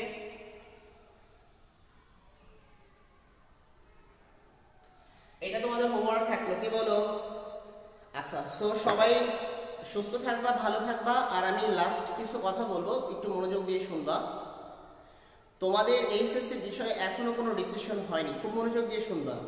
যেহেতু ধরো আমার অলরেডি আমার এইচএসসি লেভেলের এবার এইচএসসি পরীক্ষা দেবে, তোমাদের সাথে অনেক ফ্রেন্ড আছে, এখানেও ক্লাস করতেছে, আমার স্টুডেন্ট আছে অনেক। সো এই যে এদেরকে বা তোমাদের সবার একটা, বা আমার রবিউল স্যারের পক্ষ থেকেও সবাইকে একটা সাজেশন, তোমরা যারা এখনো এইচএসসি চিন্তায় বসে আসছো, যারা এখনো এইচএসসি কবে হবে পড়া তারপরে শুরু করবো, তারা কিন্তু অনেক বড় বোকামি করতেছো। সরকার যে কোনো মুহূর্তে তোমাদের পরীক্ষার ডেট দিয়ে দিতে পারে। আর একটা জিনিস মাথায় রাখবা, এই তোমাদের পরীক্ষার ডেট দেওয়ার সাথে কিন্তু স্কুল কলেজ খোলার কোনো সম্পর্ক নেই। সো স্কুল কলেজ খোলার সাথে তোমাদের কোনো পরীক্ষার সম্পর্ক নেই। তাই 15 দিন যে তোমাদের ডেট দেওয়া হবে 15 দিন আগে, সেটা যে কোনো মুহূর্তে হতে পারে, যে কোনো অবস্থায় হতে পারে। তোমাদের একটু সতর্ক থাকতে হবে। এখন থেকে একাডেমিক পড়াটা খুব ভালোভাবে পড়ো, স্পেশালি টেক্সট বুকগুলো, English first paper textbook, Bangla first paper textbook, যারা আর্টসে আছে তাদের জন্য তো এটা ধরো বলা চলে অ্যাডমিশনের মেইন বই। এটা English first paper, Bangla first paper, plus sir যে এক্সামগুলো নিচ্ছে রবিউল স্যার তোমাদের এখানে হিমালয় থেকে, প্রত্যেকটা এক্সামে অত্যন্ত গুরুত্বপূর্ণ। সবাই মনোযোগ দিয়ে প্রত্যেকটা এক্সাম ভালোভাবে দিবেন। আর একটা জিনিস হচ্ছে, নিজেরা প্রয়োজনে ভালোভাবে ডিসকাস করবা, কোন কোন বিষয় বুঝতেছো না, কোন বিষয় স্যারদের কাছে জিজ্ঞেস করবা, স্যার এটা বুঝতেছে না। এইভাবে নিজের পড়াটাকে অনেক বেশি ডেভেলপ করো, যে তুমি তোমার কম্পিটিটর বানাও, নিজের প্রত্যেক দিন নিজেরে আরো উন্নত করার চেষ্টা করো। পরীক্ষা কিন্তু কারোর জন্য বসে থাকবে না। আর বিশ্ববিদ্যালয়ে ভর্তি না নিয়ে কিন্তু, ভর্তি পরীক্ষা না নিয়ে কাউকে ভর্তিও করবে না। সেই জন্য এই চিন্তায় থাকো না, ধরো এইচএসসি পরীক্ষা না দিলে তোমাকে কিন্তু অ্যাডমিশন দিতেই হবে। তাই একাডেমিক পড়ার পাশাপাশি এই টাইমটা অ্যাডমিশনে ভালোভাবে কাজে লাগাও। তোমার একাডেমিক পড়াটা যতটা গুরুত্বপূর্ণ, অ্যাজ ওয়েল অ্যাজ অ্যাডমিশনটাও ততটা গুরুত্বপূর্ণ। তবে এই মুহূর্তের জন্য একাডেমিক পড়াটা অনেক বেশি গুরুত্বপূর্ণ। সবাই মনোযোগ দিয়ে পড়াশোনা করবে।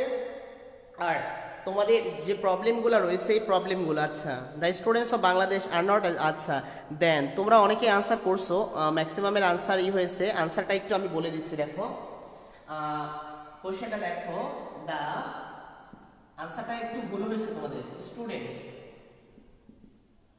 অফ বাংলাদেশ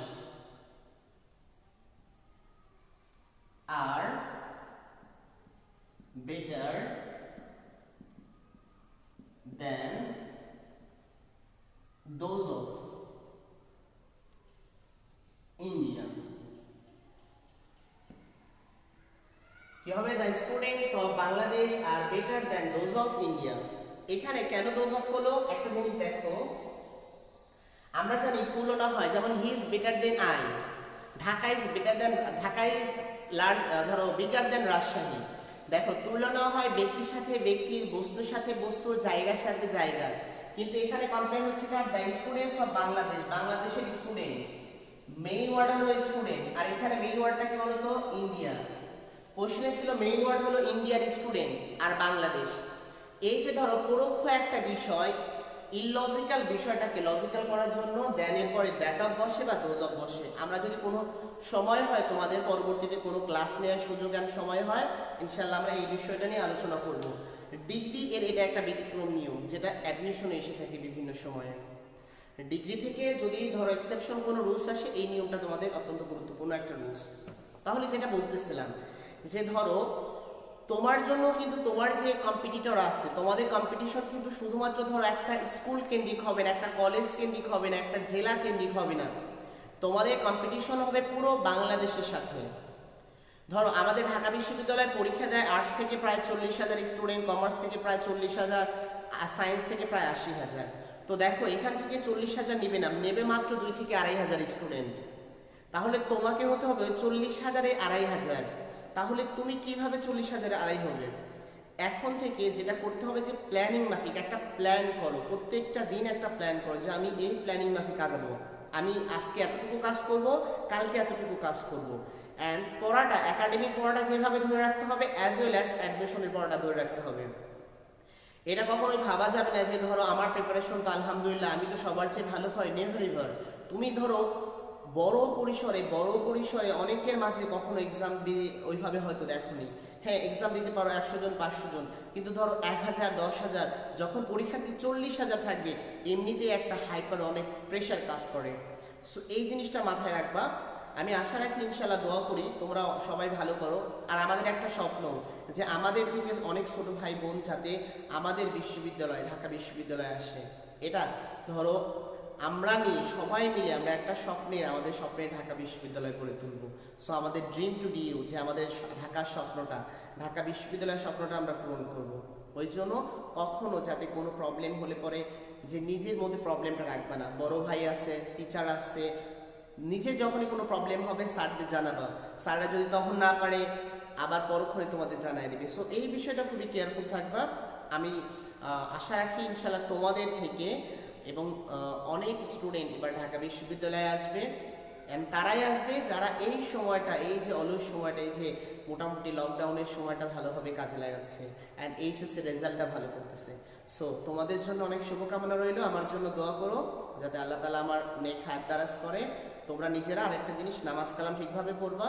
নামাজ কালাম তোমাদেরকে অনেক ভালো, আল্লাহ তাআলার সাহায্য থাকলে তোমরা অনেক ভালো কিছু করতে পারবা। এই জিনিসটাই, নামাজ কালাম ঠিকভাবে পড়বা আর পরিশ্রম করবা, আর তাহলে সফলতা তোমাকে অবশ্যই ধরা দেবে ইনশাল্লাহ। ভালো থেকো, সুস্থ থেকো। আসসালামু আলাইকুম ওয়া রাহমাতুল্লাহ।